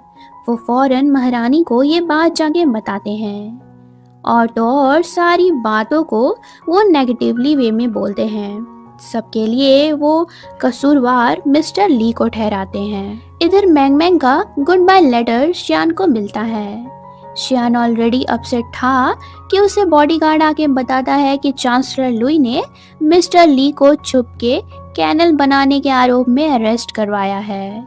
शियान की परेशानी बढ़ गई है और अब तो मैंग मैंग भी नहीं है जो हमेशा बुरे वक्त में शियान को सपोर्ट करेगी। इधर मैंग मैंग ब्रिज पे पानी इकट्ठा करने का जुगाड़ कर रही है ताकि वो उसमें कूद के फ्यूचर में चली जाएगी। पानी डालने के बाद वो यहाँ बिताए दिनों को और स्पेशली शियान को याद करती है और फिर पानी में कूदती है, मगर काफी ट्राई करने पे भी वो यहीं होती है। वो एक बार फिर टेंशन में आ जाती है कि आखिर कब तक और वो यहाँ रहेगी और आखिर कैसे फ्यूचर में जाने का रास्ता उसे मिलेगा। सामने से वो महल के सैनिकों को आते हुए देखती है जो कि मिस्टर ली को अरेस्ट करने आए थे। ये सब देख के अब मैंग मैंग फ्यूचर में जाने का छोड़ के मिस्टर ली को छुड़वाने जेल चली जाती है। बाहर खड़े गार्ड्स को मैंग मैंग को अंदर नहीं जाने देते हैं। ये उनकी उल्टी सीधी फोटोज खींच के उन्हें डरा देती है और जेल के अंदर आ जाती है। ये जेल के अंदर आने में तो कामयाब रही, पर यहाँ के गार्ड्स इसे ही बंद कर देते हैं। मैंग मैंग मिस्टर ली से कहती है कि मैं यहाँ आपको चुराने आई हूँ, आपकी जगह यहाँ नहीं बल्कि कहीं और है। मिस्टर ली कहते हैं कि नहीं, मैं यहाँ से भाग नहीं सकता हूँ। अगर मैं भाग गया तो लोगों को लगेगा कि मैं सच में गलत हूँ और शियान भी मुझे गलत समझ लेगा। मैं उसे धोखा नहीं दूंगा। इतने में शियान भी यहाँ आ जाता है। शियान के ऑर्डर पे गार्ड्स मिस्टर ली को छोड़ देते हैं। मिस्टर ली की जिम्मेदारी महारानी ने हॉकिंस को दी थी, तो हॉकिंस अब मिस्टर ली को यहाँ से जाने नहीं दे सकता था। वो जानता है कि मिस्टर ली गुनहगार नहीं है, पर वो शियान और मैंग मैंग की तरह मिस्टर ली को बाहर जाने नहीं देगा। मिस्टर ली का चेला यहाँ आता है। वो एक प्लान बोलता है कि मैं कुछ देर तक गार्ड्स का ध्यान भटकाऊंगा, तब तक आप सब यहाँ से पीछे वाले रास्ते से निकल जाना। इसका ये प्लान वर्क भी करता है। हाँ, मगर हॉकिंस पहले से समझ चुका था, तब भी वो चुप रहता है और इन्हें जाने से नहीं रोकता। आखिर उसने काम से ज्यादा इम्पोर्टेंस अपने रिश्तों को दी। इन लोगों ने मिस्टर ली को तो बाहर निकाल लिया, पर दूर आने के बाद अचानक से मैंग मैंग पे हमला होने लगता है। मैंग मैंग को बचाने के लिए शियान सबसे फाइट करता है, बट एक साथ इतने लोगों को हैंडल करना बहुत मुश्किल था। इसलिए मैंग मैंग खुद नदी में कूद जाती है ताकि शियान को छोड़ के ये लोग उसके पीछे आएं। शियान को तो गार्ड्स पानी से निकाल लेते हैं, मगर मैंग मैंग किसी को भी नहीं मिलती। शियान पूरी तरह से बेहोश है, उसे कुछ भी याद नहीं होता है। महल आने के बाद शियान उदास होता है क्योंकि अभी तक मैंग मैंग नहीं आई है। महारानी शियान से कहती है कि तुम कैनल के प्रोजेक्ट को बंद कर दो, क्योंकि इसी प्रोजेक्ट में तुम्हारे डैड की जान चली गई थी। शियान इसकी बात मानने से इनकार कर देता है और उल्टा कहने लगता है कि अगर आपको दिक्कत है तो मैं राजा का पद छोड़ दूंगा, मगर ये प्रोजेक्ट मैं नहीं छोड़ूंगा। महारानी ये सब सुन के गुस्सा जाती है और वो शियान को एक थप्पड़ लगा देती है। शियान अब और भी उदास हो जाता है कि एक तरफ उसकी माँ ने इतना कुछ सुना दिया है और दूसरी तरफ मैंग मैंग का कुछ पता ही नहीं चला है। नेक्स्ट सीन में हम मैंग मैंग को देखते हैं जो किसी तरह खुद की जान बचा के नदी से तो निकल गई है, बट किसी दूसरी जगह आ पहुंची है। वो देखती है कि कुछ लोग सामने से गुजर रहे होते हैं। जंगल में रहना सेफ नहीं था, इसलिए वो बिना सोचे इनकी गाड़ी में छुपते हुए बैठ जाती है। अगले दिन गाड़ी एक दूसरे शहर में जाके रुकती है। मैंग मैंग मौका देख के गाड़ी से उतर तो जाती है, पर इसका बैग यहाँ छूट जाता है। उसमें शियान के किंगडम का स्पेशल पास भी होता है, जो देखते ही ये आदमी पहचान लेता है कि ये जरूर दूसरे किंगडम का है। इधर शियान का दिमाग अब और गुस्से में है, क्योंकि गार्ड्स आके बोलते हैं कि मैंग मैंग को वो हर जगह ढूंढ रहे हैं, पर उसका पता नहीं चल रहा है। शियान गार्ड्स पे बहुत गुस्सा करता है। वो कहता है कि कुछ भी हो जाए, मुझे मैंग मैंग चाहिए। मैंग मैंग किसी की नज़रों में ना आ जाए, इसलिए वो एक रूम में आके छुप जाती है। यहाँ टेबल पे बहुत सारा लजीज खाना होता है, जो देख के मैंग मैंग को कंट्रोल नहीं होता और ये खाने लगती है।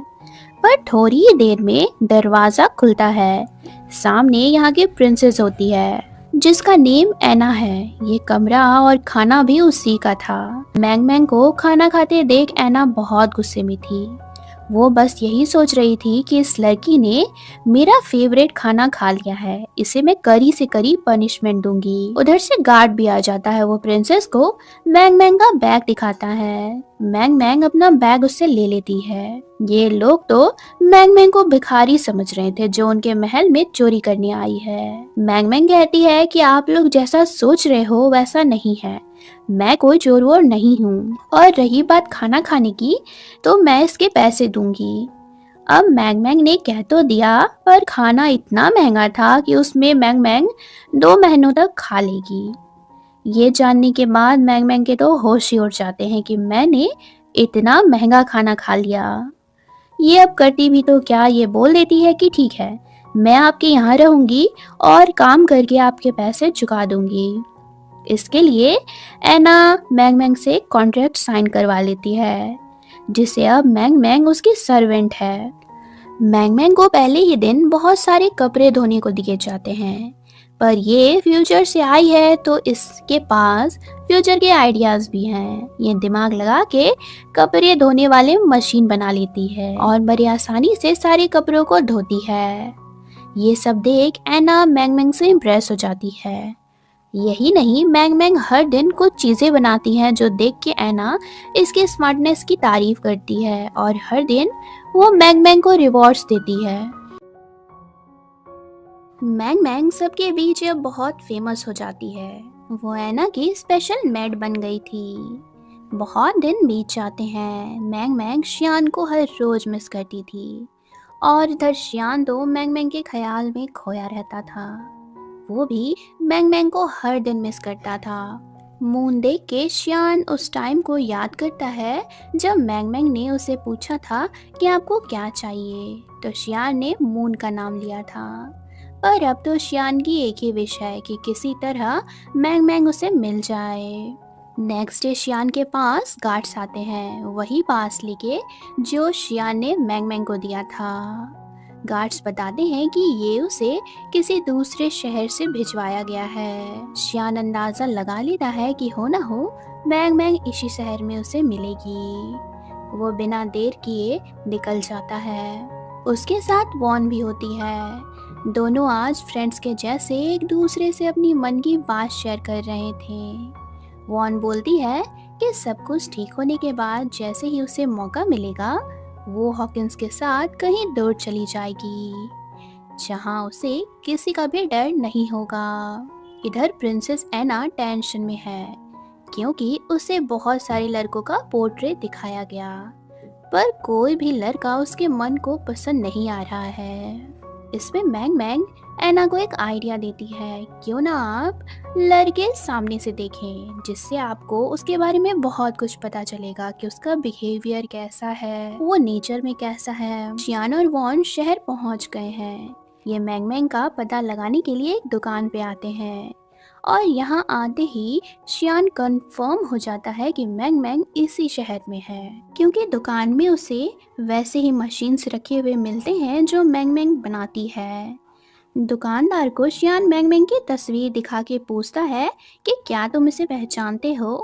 दुकानदार पहचानने से इनकार कर देता है। मैंग मैंग की बात मान के अब एना खुद से लड़का ढूंढने का फैसला लेती है। वो रेस्टोरेंट में जाती है तो वहाँ एक लड़का जिसका नाम शिमी था, वो मैजिकल ट्रिक्स दिखा रहा था। बट मैंग मैंग को तो इसके ट्रिक्स बच्चों जैसे लगते हैं। मैंग मैंग कहती है कि ये सब करना कोई बड़ी बात नहीं है, मैं भी ये सब कर सकती हूँ। शमी मैंग मैंग को बोलता है कि अच्छा, अगर इतना ही इजी लग रहा है तो तुम खुद ही करके दिखाओ। मैंग मैंग भी रुकती नहीं है, वो भी मैजिक दिखाती है जिसपे सब लोग मैंग मैंग की तारीफ करने लगते हैं। और ये शिमी मैंग मैंग से बहुत ही ज्यादा इम्प्रेस हो जाता है। अचानक से एना की मेड बोलती है कि किसी ने उसका पर्स चुरा लिया है। पीछे खड़ा ये बंदा जिसने पर्स चुराया था, वो इन सब के बीच से छुपते हुए निकल रहा था। की एंट्री होती है शियान की। शियान आता है और इसे गिरा देता है और चोर की ये बात सबको पता चल जाती है। एना को शियान पहली नजर में ही पसंद आ गया है। वो सोच लेती है कि मेरा दूल्हा तो यही बनेगा। शियान मैंग मैंग को देखे जा रहा था।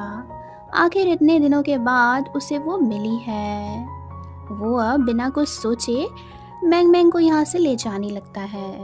एना इसे रोकती है कि ये मेरी मेड है और ये अभी कॉन्ट्रैक्ट के अंडर आती है, तो मैं इसे जाने नहीं दूंगी। शियान को इससे कोई भी बात नहीं करनी थी। वो सीधे एना के मुंह पे पैसे मारता है और यहाँ से चला जाता है। शियान के इसी एटीट्यूड पे एना और भी ज्यादा फिदा हो जाती है। वो अनाउंस करती है कि जो कोई भी शियान को उसके पास लाएगा उसे वो बहुत सारे पैसे देगी। ये सुन के तो सारे गार्ड सियान को पकड़ने निकल जाते हैं। सियान इनसे बचने के लिए काफ़ी कोशिश कर रहा था। वो गाड़ी से भी उतर जाता है और मैंग मैंग से पूछता है कि वो ये सब क्यों कर रही है। मैंग मैंग ऐसा प्रिटेंड करती है कि उसे शियान और शियान से रिलेटेड कुछ भी याद नहीं है। दरअसल मैंग मैंग का हाथ देख के एक एस्ट्रोलॉजर ने बताया था कि वो जिससे भी प्यार करेगी वो बंदा हमेशा परेशानियों में रहेगा और उसे बहुत सफ़र करना पड़ेगा। इसी वजह से मैंग मैंग सियान से दूर होना चाहती है। एना इन दोनों को देख लेती है। वो शियान से सीधे कह देती है कि मैं तुम्हें अपना हस्बैंड बनाना चाहती हूँ। मैंग मैंग तो शॉक्ड हो जाती है। शियान कहता है कि मैं और मैंग मैंग पहले से ही इंगेज हैं, तो तुम प्लीज ये सब मत बोलो। मैंग मैंग कहती है कि ये आदमी क्या बोल रहा है, मैं कुछ भी नहीं जानती हूँ, मैं इससे कोई इंगेज विंगेज नहीं हूँ। दोनों की बातों से एना कंफ्यूज होती है। वो बोलती है कि मेरे फादर कुछ दिनों में आने वाले हैं, उनके परमिशन से ही मैं मैंग मैंग को यहाँ से जाने दूंगी। तब तक शियान को यहीं रुकना होगा। शियान को एना की बात माननी पड़ती है। इसके बाद एना से मिलने शिमी आता है। ये एक डील करता है कि क्यों ना हम दोनों मिल जाएं। मुझे मैंग मैंग चाहिए, तुम्हें शियान चाहिए, हम मिलके काम करेंगे तो दोनों को अलग रख पाएंगे। एना को यह आइडिया सही लगता है तो वो भी हाँ बोल देती है। इधर मैंग मैंग शियान का रूम तैयार कर रही थी कि शियान उसे बोलता है कि तुम वॉशिंग मशीन बनाना नहीं भूली हो, कोई भी ट्रिक्स नहीं भूली हो, बस मैं ही तुम्हें नहीं याद हूँ। मैंग मैंग ये बातें इग्नोर करके जाने लगती है कि सामने से शिमी आ रहा था और वो उससे टकरा जाती है। शिमी को मैंग मैंग से बात करने का मौका मिल गया है तो वो मैजिकल ट्रिक्स के बारे में बात करने लगता है। ये देखकर शियान को बहुत गुस्सा आ रहा था। वो सिमी का हाथ पकड़ के मोड़ देता है। खाने के टेबल पर भी ये दोनों मैंग मैंग के बगल में बैठ जाते हैं और पहले मैंग मैंग को किसका खाना सर्व किया जाएगा इसके लिए लड़ने लगते हैं। इसी में शिमी को थोड़ी सी चोट लग जाती है तो मैंग मैंग उसकी केयर करती है। ये देखकर शियान को और भी गुस्सा आता है तो वो सूप के सारे पीनट्स उठाता है और खा लेता है। शियान को पीनट से एलर्जी थी, ये बात मैंग मैंग जानती है पर फिर भी वो चुप रही। शियान भी यहाँ चेक करना चाहता था कि मैंग मैंग सच में सब कुछ भूल गई है या फिर वो नाटक कर रही है। पीनट्स खाने के बाद शियान बेहोश हो गया। उसे जब होश आया तो ना चाहते हुए भी उसे एक्सेप्ट करना पड़ता है कि सच में मैंग मैंग की याददाश्त चली गई है। अगर वो कुछ भी नहीं भूली होती तो वो मुझे कभी भी पीनट्स खाने नहीं देती। इधर मैंग मैंग तो बहुत वरीड है। वो शियान को ऐसी हालत में नहीं देखना चाहती है। वो एलर्जी की दवाई देने जा रही थी कि रास्ते में उसे ऐना मिलती है। मैंग मैंग दवाई इसे शियान को देने बोलती है। ऐना दवाई देती है मगर वो ये नहीं बताती है कि दवाई मैंग मैंग ने दिया है। नेक्स्ट डे लंच करते हुए शियान दवाई के लिए ऐना को थैंक यू बोलता है। तो वो बता देती है कि अरे नहीं, मुझे वो दवाई मैंग मैंग ने देने को बोला था। शियान यहाँ समझ जाता है कि मैंग मैंग कुछ भूली नहीं है। वो ऐना से अब एक हेल्प मांगता है कि कुछ दिनों के लिए वो और शियान मिलके प्यार में परे कपल्स की तरह बिहेव करेंगे, ताकि मैंग मैंग जेलेसी में आके सारी रियलिटी उगल दे। ऐना मान जाती है। ऐना अब एक्सेप्ट कर चुकी है कि शियान उसे कभी भी लाइक नहीं करेगा। नेक्स्ट डे सब लोग फेयर में जाते हैं, जहां सिमी बार बार मैंग मैंग को इम्प्रेस करने का ट्राई कर रहा था। शियान ऑलरेडी गुस्से में था। वो भी अब ऐना को इम्पोर्टेंस देने की एक्टिंग करने लगता है। वो मैंग मैंग को छोड़ के ऐना को खाना सर्व करता है, फिर ऐना के साथ अकेले में टाइम स्पेंड करता है। मैंग मैंग के दिल में तो आग सी लग गई थी। वो इन दोनों को साथ देख के बहुत जेलस हो रही थी। शमी मैंग मैंग को कहता है कि मैं तुमसे बहुत प्यार करता हूँ। तो मैंग मैंग उससे कहती है कि प्लीज तुम बस करो, मेरे दिल में कोई और है। शिमी बोलता है कि उससे मुझे कोई भी फर्क नहीं है, तुम्हें मैं अपना बना के ही रहूंगा। शियान हर जगह बस ऐना पे ही ध्यान दे रहा था। ऐना भी शियान से चिपकने का कोई मौका नहीं छोड़ रही थी। दोनों आगे जाने लगते हैं तो मैंग मैंग से कंट्रोल नहीं होता, वो भी इनके पीछे भागते हुए आती है। उसे लगता है कि दोनों किस करने जा रहे हैं। मैंग मैंग को ये लोग देख लेते हैं, जिससे ऐना मैंग मैंग और शियान को अकेले में बात करने के लिए छोड़ देती है। शियान मैंग मैंग से फिर से पूछता है कि तुम झूठ क्यों बोल रही हो। मैंग मैंग अभी भी सब भूलने का नाटक करती है, बट इस टाइम उसके मुंह से रियलिटी बाहर आ जाती है और दोनों एक दूसरे के क्लोज आ जाते हैं। दोनों में किस होती है। तो फाइनली इन लोगों में तो सब कुछ ठीक हो गया है। शियान का बॉडीगार्ड उसे एक मैप दिखाता है जो कि शिमी के रूम से मिला है। इस मैप के अकॉर्डिंग कोई शहर का सारा अनाज इलीगल वे में एक्सपोर्ट कर रहा है। इधर मैंग मैंग शियान को ढूंढ रही थी, तो ये आदमी मैंग मैंग को बताता है कि शियान उस तरफ गया है। बट मैंग मैंग पीछे देखती है कि शियान तो उधर से आ रहा है। मैंग मैंग उसके पास जाने लगी कि अचानक वो गड्ढे में गिर जाती है। शियान भी बिना देर किए यहाँ कूद जाता है। थोड़ी देर पहले ही मैंग मैंग ने ड्रिंक किया था, जिसका नशा अभी भी था, तो ये शियान से यहाँ प्यार भरी बातें करने लगती है। खैर थोड़ी देर में यहाँ मिस्टर लू आते हैं और उसके साथ ये बॉडीगार्ड भी। ये लोग भी चेक करने के लिए गड्ढे में कूदते हैं, जहाँ इन लोगों को एक सुरंग मिलती है और यहाँ पे ही सारा का सारा अनाज छुपाया हुआ था। दरअसल ये सारा शिमी का ही प्लान था। वो शियान को यही सब दिखाना चाहता था। उसने जानबूझकर इन्हें गड्ढे में गिराया। शियान अब नेक्स्ट डे ऐना के डैड को पकड़ने का डिसाइड करता है। उनसे वो अनाज के बारे में बातें करता है, पर ऐना के डैड काफ़ी चालाक होते हैं। वो हर बात का जवाब सोच समझ के देते हैं। अगले दिन शियान को वो अपना अनाज दिखाते हैं और शियान उन्हें यहीं पर अपनी रियलिटी बताता है कि वो कोई नॉर्मल कस्टमर नहीं है, बल्कि वो इस किंगडम का असली किंग भी है। साथ ही वो ये भी बोल देता है कि मैं आपके इलीगल कामों के बारे में जान गया हूँ। ऐना के डैड शियान को प्रूफ देते हैं कि वो कोई गलत काम नहीं कर रहे हैं, जिससे शियान इस टाइम कंफ्यूज हो जाता है। गाइस असल में शिमी ने पहले ही सब कुछ ऐना के डैड को बता रखा है। शिमी खुद ही सारा अनाज खरीदना चाहता है, वो भी कम पैसों में। इसलिए वो अब ऐना के डैड को फंसा के उन्हें टॉर्चर कर रहा है, ताकि वो ये इलीगल अनाज उन्हें कम पैसों में दे दे। अब ऐना के डैड को सारा अनाज शिमी को बेचना पड़ता है, मगर जब शिमी ये अनाज ले जा रहा था तो कुछ लोग उस पर अटैक करते हैं और मेन टाइम पे शियान भी यहाँ पहुँच जाता है। शिमी कम चालाक नहीं है, वो खुद को बचाने के लिए यहाँ धुआं करता है, जिससे वो और उसके लोग भाग निकलते हैं। एना के डैड को शियान के लोग पकड़ लेते हैं। एना को भी अब सारी रियलिटी मालूम चल गई है। वो भागते हुए यहाँ आती है और मैंग मैंग से रिक्वेस्ट करती है कि प्लीज़ मेरे डैड को बचा लो, मैं उनसे बहुत प्यार करती हूँ। मैंग मैंग को एना के लिए बहुत बुरा लग रहा था। वो एना से बोलती है कि ठीक है, तुम टेंशन मत लो, मेरे से जितना हो पाएगा मैं तुम्हारी हेल्प करूँगी। इधर शियान के पास एना के डैड बताते हैं कि वो असली कल्प्रिट नहीं है, कोई और है जो उनसे ये सारे काम करवा रहा है। शियान इनकी बात मान लेता है और बोलता है कि ठीक है, वो जो कोई भी है तुम मुझे उसके पास ले जाओ। नेक्स्ट डे ये एक आदमी से मिलने जाते हैं, ये दिखाने के लिए कि वही रियल कल्प्रिट है, मगर वो एक ऑर्डिनरी पर्सन होता है। पकड़े जाने पे एना के डैड भागते हैं। इनके सामने खाई आ जाती है, तो अब ये जाते भी तो कहाँ।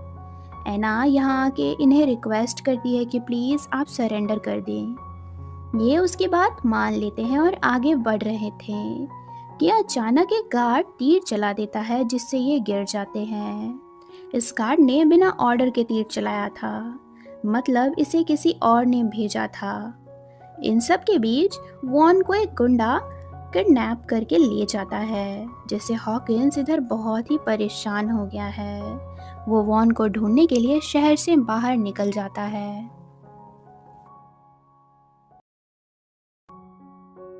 चांसलर लुई को एक लेटर मिलता है। ये उसी गुंडे ने भेजा है जिसने वॉन को किडनैप किया है।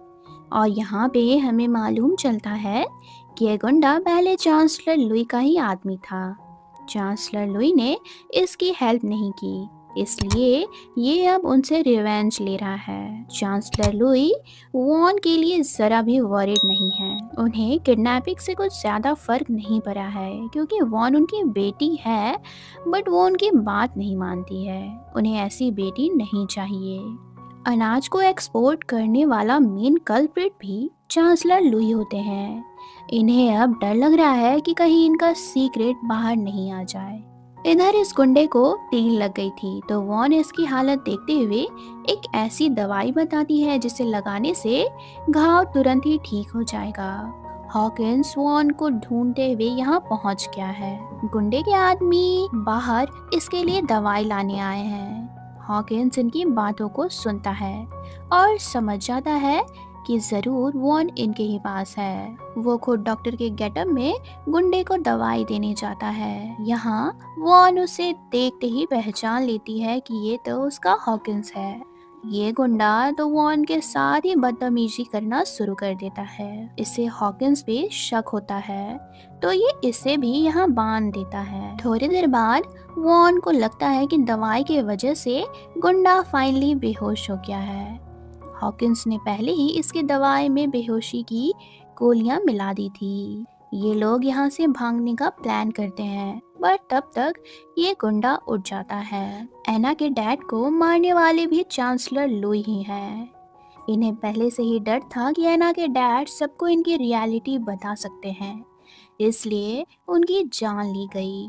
मगर अब शायद इनका बुरा वक्त स्टार्ट हो चुका है, क्योंकि शियान के बॉडीगार्ड को कोर्ट रूम से एक नोटबुक मिला है, जिसमें चांसलर लुई के बारे में बहुत सारी बातें लिखी हैं और इनके गंदे कारनामों का भी जिक्र है। कुछ देर बाद हॉकिंस का आदमी बुरी हालत में यहाँ आता है। वो हॉकिंस और वॉन की किडनैपिंग के बारे में शियान को सब कुछ बताता है। ये बोलता है कि प्लीज़ आप उन्हें बचा लीजिए, वरना वो गुंडा उनकी जान ले लेगा। शियान सबके साथ मिलकर उन्हें छुड़वाने की प्लानिंग कर रहा है और मैंग मैंग की वजह से इनका काम इजी हो जाता है। ये अपने बैग से बबल मेकर लेके आती है, तो बेसिकली ये लोग इस बबल मेकर में पॉइजन डालेंगे और उन गुंडों पे अटैक किया जाएगा, जिससे केमिकल रिएक्शन होगा और वो लोग मर जाएंगे। रात को ये सब गुंडे के अड्डे पे पहुंचते हैं, पर इनसे पहले तो चांसलर लुई का आदमी यहाँ आके गुंडे के आदमियों से फाइट करने लगता है। गुंडों के साथ साथ ये लोग चांसलर लुई के आदमियों के लिए भी बबल्स छोड़ते हैं, जिससे कुछ देर में ही सबके सब जमीन पे गिर जाते हैं और आखिरकार हॉकिंस एंड वॉन को ले जाने में ये लोग कामयाब होते हैं। वॉन की हालत तो थोड़ी खराब होती है, वो काफ़ी देर तक बेहोश रहती है और जैसे इसे होश आया तो हॉकिंस ये नहीं बताता है कि उसके फादर ने ये सारा कुछ किया है। हॉकिंस नहीं चाहता है कि वॉन को रियलिटी मालूम चलने पे कोई झटका लगे। वो जानता है कि वॉन अपने डैड से बहुत प्यार करती है। एना भी अब शियान के कामों में उसकी हेल्प कर रही है। उसने अपना सब कुछ शियान को सौंप दिया है, क्योंकि उसके फादर ने जो भी कुछ किया है उसके लिए वो बहुत ही शर्मिंदा है और अब वो शियान एंड मैंग मैंग की हेल्प करना चाहती है। आज बारिश हो रही है। मैंग मैंग यहाँ जब से आई थी आज पहली बार उसने बारिश होते हुए देखा।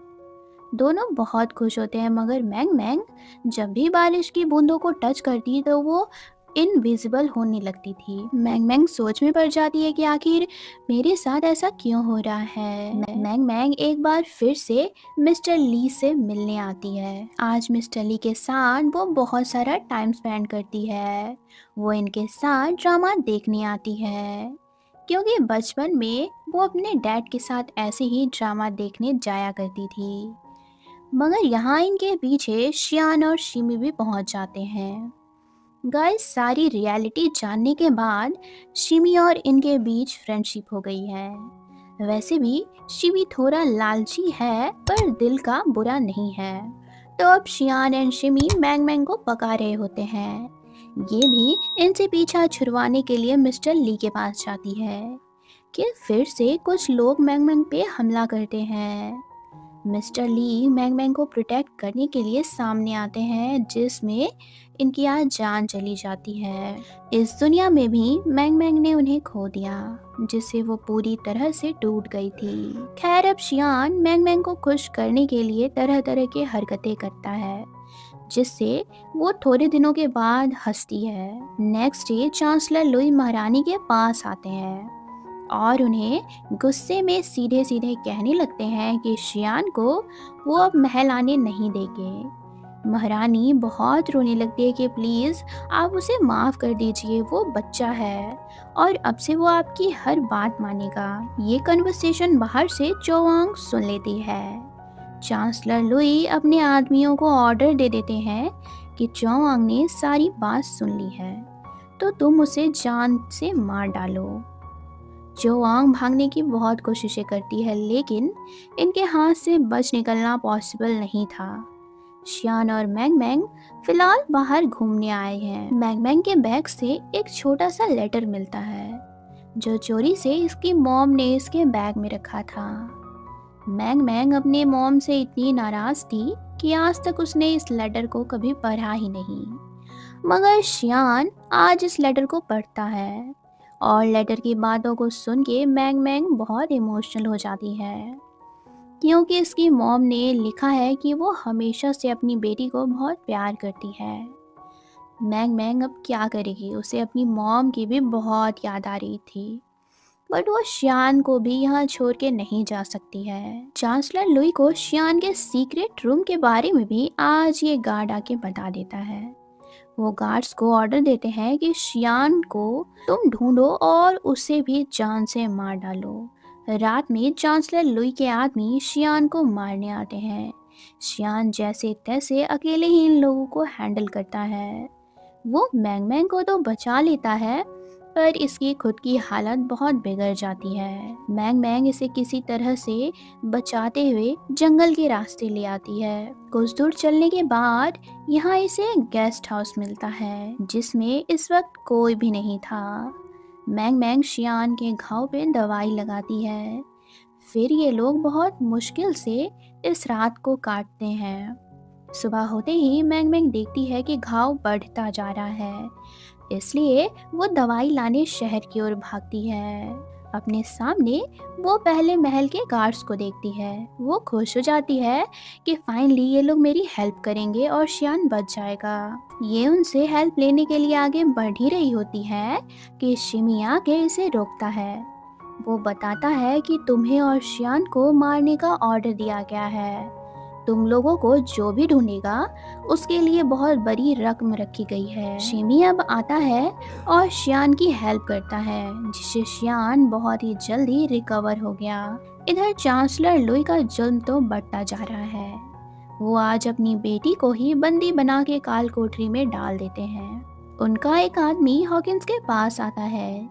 वो बोलता है कि अगर तुम्हें वॉन चाहिए तो वही करना होगा जो चांसलर लुई चाहते हैं। इधर गार्ड्स को इस जगह के बारे में भी कोई बता देता है। वो जहाँ शियान एंड मैंगमैंग को ढूंढते हुए पहुंच जाते हैं, पर उन्हें साथ में यहाँ पे शिमी एंड एना दिखते हैं। दरअसल एना को पहले ही पता चल गया था कि गार्ड्स इस जगह पे जा रहे हैं, इसलिए वो उनसे पहले यहाँ पहुंच गई और मैंगमैंग और शियान को इधर से छुपा दिया गया है। शिमी और एना को ऐसे देख के गार्ड्स तो चले जाते हैं।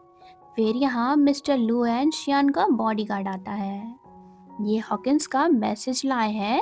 हॉकिंस ने कहा है कि प्लान के अकॉर्डिंग सब कुछ रेडी हो गया है। ये लोग मैसेज से बहुत खुश होते हैं, और कौन सा प्लान है फिलहाल तो हमें नहीं दिखाया गया। शिमी की हेल्प से ये दोनों गिफ्ट्स वाले बॉक्स में बंद होके छुपते हुए किसी तरह महल के अंदर आते हैं, जिसके बाद शियान और मैंगमैंग चांसलर लुई और उनके आदमियों से बच के रहते हैं। बट शियान को एक मेड चाय सर्व करने आती है। ये जैसे ही चाय पीता है कि इसके सीने में अचानक से बहुत दर्द होता है, और हॉकिंस को क्या होता है पता नहीं, वो अचानक ही शियान पे तलवार से अटैक कर देता है। मैंगमैंग शियान को ऐसे देख के बहुत रोने लगती है। वो सबसे हेल्प मांगती है कि प्लीज तुम लोग शियान को बचा लो। हॉकिंस ने इतना बड़ा धोखा दिया कि मैंगमैंग को कुछ समझ ही नहीं आ रहा कि वो कैसे इन सब पे विश्वास करेगी। शियान मर चुका था। मैंगमैंग बहुत ही दर्द में है। वो हॉकिंस से रिक्वेस्ट करती है कि एक लास्ट बार उसे शियान को देखने दिया जाए। वो शियान के पास आती है और जैसे मैरिज में रिंग सेरेमनी होती है, वो भी शियान को रिंग पहनाती है। वही सारी बातें बोलती हैं जो शादी के टाइम में बोला जाता है। ये मेड सब कुछ बाहर से सुन रही थी और देख रही थी। ये कंफर्म हो जाती है कि सच में शियान मर चुका है। तो फाइनली ये चांसलर लुई को ये गुड न्यूज़ सुनाती है। चांसलर लुई का मकसद अभी भी पूरा नहीं हुआ था। वो नेक्स्ट डे सबके सामने हॉकिंस को शियान का मर्डरर बनाते हैं एंड सबको हॉकिंस की जान लेने का ऑर्डर दे देते हैं। हॉकिंस भी सबसे फाइट करता है और मौका देख के वो इनके बीच से चला जाता है।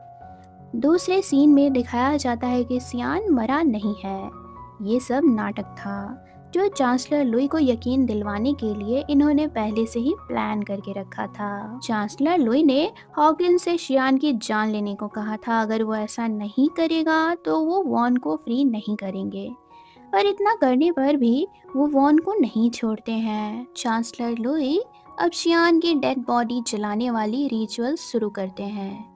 मैंगमैंग को पता चल गया है कि शियान जिंदा है। वो उसी एस्ट्रोलॉजर को यहाँ रिचुअल के लिए ले आती है जो पहले ही इस महल में रहते थे। एस्ट्रोलॉजर भी मैंगमैंग की हेल्प कर रहा था, पर चांसलर लुई बिना कोई रिचुअल्स को पूरा किए ही कॉफिन में आग लगाने लगते हैं।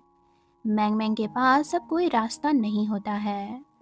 वह सबके सामने रियलिटी बता देती है कि कॉफिन को आग मत लगाइए, शियान अभी जिंदा ही है। चांसलर लुई इसकी एक भी नहीं सुनते हैं। वो बोल देते हैं कि ये लड़की कुछ भी बोलेगी और हम इसकी बात सुनेंगे। अंदर से शियान भी बॉक्स खोलने की कोशिश कर रहा था, बट अचानक से बारिश शुरू हो जाती है जिससे आग बुझ जाती है। इतने में हॉकिंस अपने आदमियों के साथ यहाँ पहुँचता है और सब में फाइट होती है। मैंगमैंग एस्ट्रोलॉजर की हेल्प से शियान को बाहर निकालती है। यहाँ के लोग शियान को जिंदा देख के शॉक्ड होते हैं। मैंगमैंग नोटिस करती है कि वो फिर से इनविजिबल हो रही है। मैंगमैंग को कुछ भी नहीं समझ में आता कि ये उसके साथ क्यों हो रहा है। चांसलर लुई खुद को बचाने के लिए अब सबके सामने मैंगमैंग पे ब्लेम लगाते हैं कि ये असली शियान नहीं है, शियान तो मर गया है। पक्का इस लड़की ने कोई ब्लैक मैजिक करके इस मॉन्स्टर को लाया है। शियान को अब और गुस्सा आ जाता है। वो पूरी जनता को चांसलर लुई की सच्चाई बताने लगता है कि अचानक ही चांसलर लुई इस पे अटैक करने आते हैं, पर शियान तो इस टाइम बच जाता है। फिर मैंग मैंग को पता चलता है कि उसकी फ्रेंड चो वोंग अब इस दुनिया में नहीं रही। मैंग मैंग बहुत अपसेट होती है। चो वोंग की बॉडी को अभी तक फ्रीज करके रखा गया था ताकि उसकी फ्रेंड मैंग मैंग उससे आखिरी बार देख सके, मगर बॉडीगार्ड कांग भी चो वोंग को देखने आते हैं। ये हमेशा से चो वोंग से प्यार करते थे। इसने नहीं सोचा था कि चो वोंग ऐसे इससे दूर चली जाएगी। वॉन को लेके अब फाइनली हॉकिंस यहाँ से जा रहा है। ये दोनों जानते हैं कि दूर रह के ही ये लोग खुश रह पाएंगे। शिमी को भी शियान उसकी ज़मीन लौटा देता है, वो ज़मीन जिसे चांसलर लुई ने कब्जे में रखा था। 1-2 दिन पहले ही एना भी यहाँ से जा चुकी है क्योंकि उसके महल में भी बहुत सारा काम है जिसे उसे संभालना होगा। शियान चाहता है कि वो अब जल्द से जल्द मैंग मैंग से शादी कर ले ताकि मैंग मैंग को वो सबके सामने अपना कह पाए। पर जैसे ही वो शादी की अनाउंसमेंट करता है कि सारे मंत्री सवाल उठाते हैं कि मैंग मैंग किसी रॉयल फैमिली से बिलोंग नहीं करती है, उसे शादी करना सही डिसीजन नहीं होगा। ये सब देख के तो मैंग मैंग शादी के नाम से पीछे हट जाती है। वो नहीं चाहती है कि शियान को उसकी वजह से परेशानी हो। शियान मैंग मैंग को समझाता है कि वो किसी के कहने पे नहीं चलेगा। वो प्यार मैंग मैंग से करता है तो शादी भी उसी से करेगा। नेक्स्ट डे दोनों की शादी का दिन होता है। दोनों बहुत ही खुश थे, मगर जैसे ही मैंग मैंग शादी के रिचुअल्स के लिए रूम से बाहर आ रही थी कि एक बार फिर से वो इनविजिबल होने लगती है। उसे दरवाजा पकड़ में ही नहीं आ रहा था जो वो दरवाजा को खोलती। थोड़ी देर बाद शियान को बताया जाता है कि मैंग मैंग कहीं भी नहीं मिल रही है। शियान उसे हर जगह ढूंढता है। पूरा दिन वो पागलों की तरह इधर उधर उसे ढूंढता रहता है। लास्टली रात में शियान को मैंग मैंग नजर आती है पर वो उसे छू नहीं पाता। वो बहुत रोती है। शियान को वो बताती है कि मैं फ्यूचर से आई हूँ और मैं कभी भी जा सकती हूँ, शायद इसलिए मैं इनविजिबल होने लगी हूँ। मेरे जाने का अब शायद टाइम आ चुका है। कुछ देर में ये पूरी तरह से विजिबल हो जाती है तो शियान इसे गले लगाता है। फिर दोनों शादी करते हैं इनके साथ, और यहाँ कोई नहीं था बट ये दोनों इस पल को बहुत एंजॉय करते हैं। अब शियान मैंग मैंग को एक पल के लिए भी अकेले नहीं छोड़ता था। उसे बारिश धूप सबसे बचा के रखता था ताकि वो इनविजिबल नहीं हो पाए। बट ज़्यादा दिन तक वो मैंग मैंग को नहीं बचा पाता क्योंकि फिर से वो इनविजिबल होने लगी थी। शियान अब हार के एस्ट्रोलॉजर के पास जाता है कि उसे ऐसे में क्या करना चाहिए। एस्ट्रोलॉजर बोलता है कि मैंग मैंग इस दुनिया की नहीं है, अगर वो अपनी दुनिया में नहीं लौटी तो वो हमेशा के लिए गायब हो जाएगी। शियान अब क्या करेगा? वो अपने दिल पे पत्थर रख के डिसाइड करता है कि वो मैंग मैंग को अपनी दुनिया में लौटने देगा। शियान मैंग मैंग को बीच में घुमाने लाता है। मैंग मैंग को बीचेस बहुत पसंद हैं। यहाँ दोनों साथ में बहुत एंजॉय करते हैं। शियान जानता है कि शायद मैंग मैंग के साथ ये उसका आखिरी पल हो, फिर भी वो हर मोमेंट को जी रहा होता है। सुबह इसकी आँख खुलती है तो मैंग मैंग गायब थी, मतलब वो अपनी दुनिया में लौट चुकी थी। शियान बहुत दर्द में था। वो अब कैसे जिएगा उसे नहीं पता था। इधर हमें मैंग मैंग को दिखाया जाता है जो फाइनली अपनी दुनिया में आ चुकी है। मैंग मैंग की आँख खुली है तो वो खुद को हॉस्पिटल में देखती है। उसकी मॉम उसे बताती है कि तुम कल रात से ही बेहोश हो। अपनी मॉम से इतने दिनों के बाद मिलकर ये बहुत खुश थी। साथ ही मैंग मैंग इस कंफ्यूजन में थी कि जो भी कुछ हुआ क्या वो बस सपना था या फिर हकीकत। वो एक्सेप्ट नहीं करती कि वो सब एक सपना हो सकता है। अपनी दुनिया में आके और अपनी फ्रेंड से मिलकर मैंग मैंग बहुत एक्साइटेड थी। फिर उसे वॉन का दिया हुआ वो बुक याद आता है। वो घर आकर चेक करती है तो वो बुक उसे मिल जाता है। बुक में वही सब कुछ लिखा हुआ था जो पिछले दिनों उसके साथ हुआ। मैंग मैंग स्टोरी की एंडिंग पढ़ना चाहती है कि आखिर इस कहानी का अंत क्या है। बुक के अकॉर्डिंग मैंग मैंग के जाने के बाद शियान बीमार रहने लगता है। वो हर वक्त बस उदास रहता था। उसके साथ जो भी कोई लोग रहते थे, एक एक करके सब उससे दूर हो गए थे। लास्टली मिस्टर लू भी शियान को छोड़ के चले गए थे। इसी तरह एक दिन वो मर जाता है। ये सब पढ़ने के बाद मैंग मैंग रोने लगती है। वो बहुत इमोशनल हो गई थी। लेकिन बुक के लास्ट पेज पे उसी ब्रिज का नाम लिखा था और साथ ही ये भी कि मैंग मैंग को उसका शियान उसी ब्रिज पे मिलेगा। ये अब बिना सोचे भागते हुए उस ब्रिज पे जाती है और सच में उसे शियान यहाँ मिलता है। तो गाइस, अब हमें दिखाया जाता है कि कैसे डेस्टिनी ने दोनों को एक दूसरे से मिलवाया है। दरअसल जो पुराने ज़माने की कहानी हमें दिखाई गई वो सब सपना था जो इस ज़माने के शियान को हमेशा हर दिन आता था। उसे सपने में जो भी कुछ दिखाई देता था वो अपने नॉवल में लिखता रहता था ताकि उस नॉवल को कभी तो मैंग मैंग पढ़ेगी। शियान को हमेशा से ये यकीन था कि मैंग मैंग भी एग्जिस्ट करती है। ये हमेशा उससे मिलने के लिए बेचैन रहा है। इस जमाने में हॉकिंस भी है जो शियान का अंकल है और वो जब भी शियान के इस सपने के बारे में उससे सुनता तो वो शियान का बहुत मजाक उड़ाता था। दिन बीते गए और एक दिन शियान को सपने में वो कॉलेज दिखता है जिसमें मैंग मैंग पढ़ती थी। शियान उस कॉलेज के पास हर रोज जाने लगा और ऐसे ही एक बार उसे मैंग मैंग दिखती है। शियान का विश्वास सच हुआ। मैंग मैंग बिल्कुल वैसी ही थी जैसे उसे सपने में दिखती थी। तब से ही शियान मैंग मैंग को हर दिन फॉलो करता था और दूर से ही मैंग मैंग को देख के सोचता रहता कि कब वो उसे नोटिस करेगी, कब वो दोनों साथ में एक कपल के तरह रहेंगे। फिर हमें यहाँ से सीधे 2 साल बाद का सीन दिखाया जाता है। अब ये दोनों लवी डवी कपल हैं। दोनों के रिलेशनशिप को बहुत दिन हो चुके हैं। खैर, शियान जल्द से जल्द मैंग मैंग से शादी करना चाहता है जैसे वो पुराने जमाने में चाहता था। आज मैंग मैंग घर लौटी है तो उसकी मॉम बताती है कि वो बिजनेस ट्रिप के लिए बाहर जा रही है। मैंग मैंग तो मौका देख के शियान को घर पे बुला लेती है। दोनों साथ में काफी टाइम स्पेंड करते हैं। नेक्स्ट मॉर्निंग शियान हॉकिंस को कुछ कपड़े पहुंचाने बोलता है, लेकिन इसी टाइम मैंग मैंग की मॉम भी आ जाती है क्योंकि इनका ट्रिप अभी पोस्टपोन हो गया था। हॉकिंस तो कपड़े पहुंचाने आया था और इन्हें वो दरवाजे पे मिल जाता है। वो हॉकिंस को ही मैंग मैंग का बॉयफ्रेंड समझ लेती है और बहुत खुश होती है कि इतना हैंडसम लड़का उसकी बेटी का बॉयफ्रेंड है। शियान मैंग मैंग के रूप में छुपा हुआ था। हॉकिंस को अपना दामाद समझ के मॉम तो पूरी खातिरदारी कर रही थी। फिर इन्हें याद आता है कि कहीं ये वही लड़का तो नहीं जिसकी फोटो लेके मेरी बेटी घूमती रहती थी। वो यही चेक करने के लिए रूम में फोटो देखने जा रही थी। शियान किसी तरह से छुपा रहता है। मॉम को मैंग मैंग बातों में बिजी रखती है तो इतने में शियान रूम से बाहर चला जाता है। ये फटाफट घर से निकल रहा होता है कि इसका फ़ोन टेबल पे रखा था जिसे वापस लेने ये आता है और मॉम इसे देख लेती है। फिर हॉकिंस मैनेज करता है ये बोल के कि ये भी मेरा ही फ्रेंड है जो मुझे लेने आया है। अब मॉम शियान के सामने ही हॉकिंस की तारीफें करने लगती है।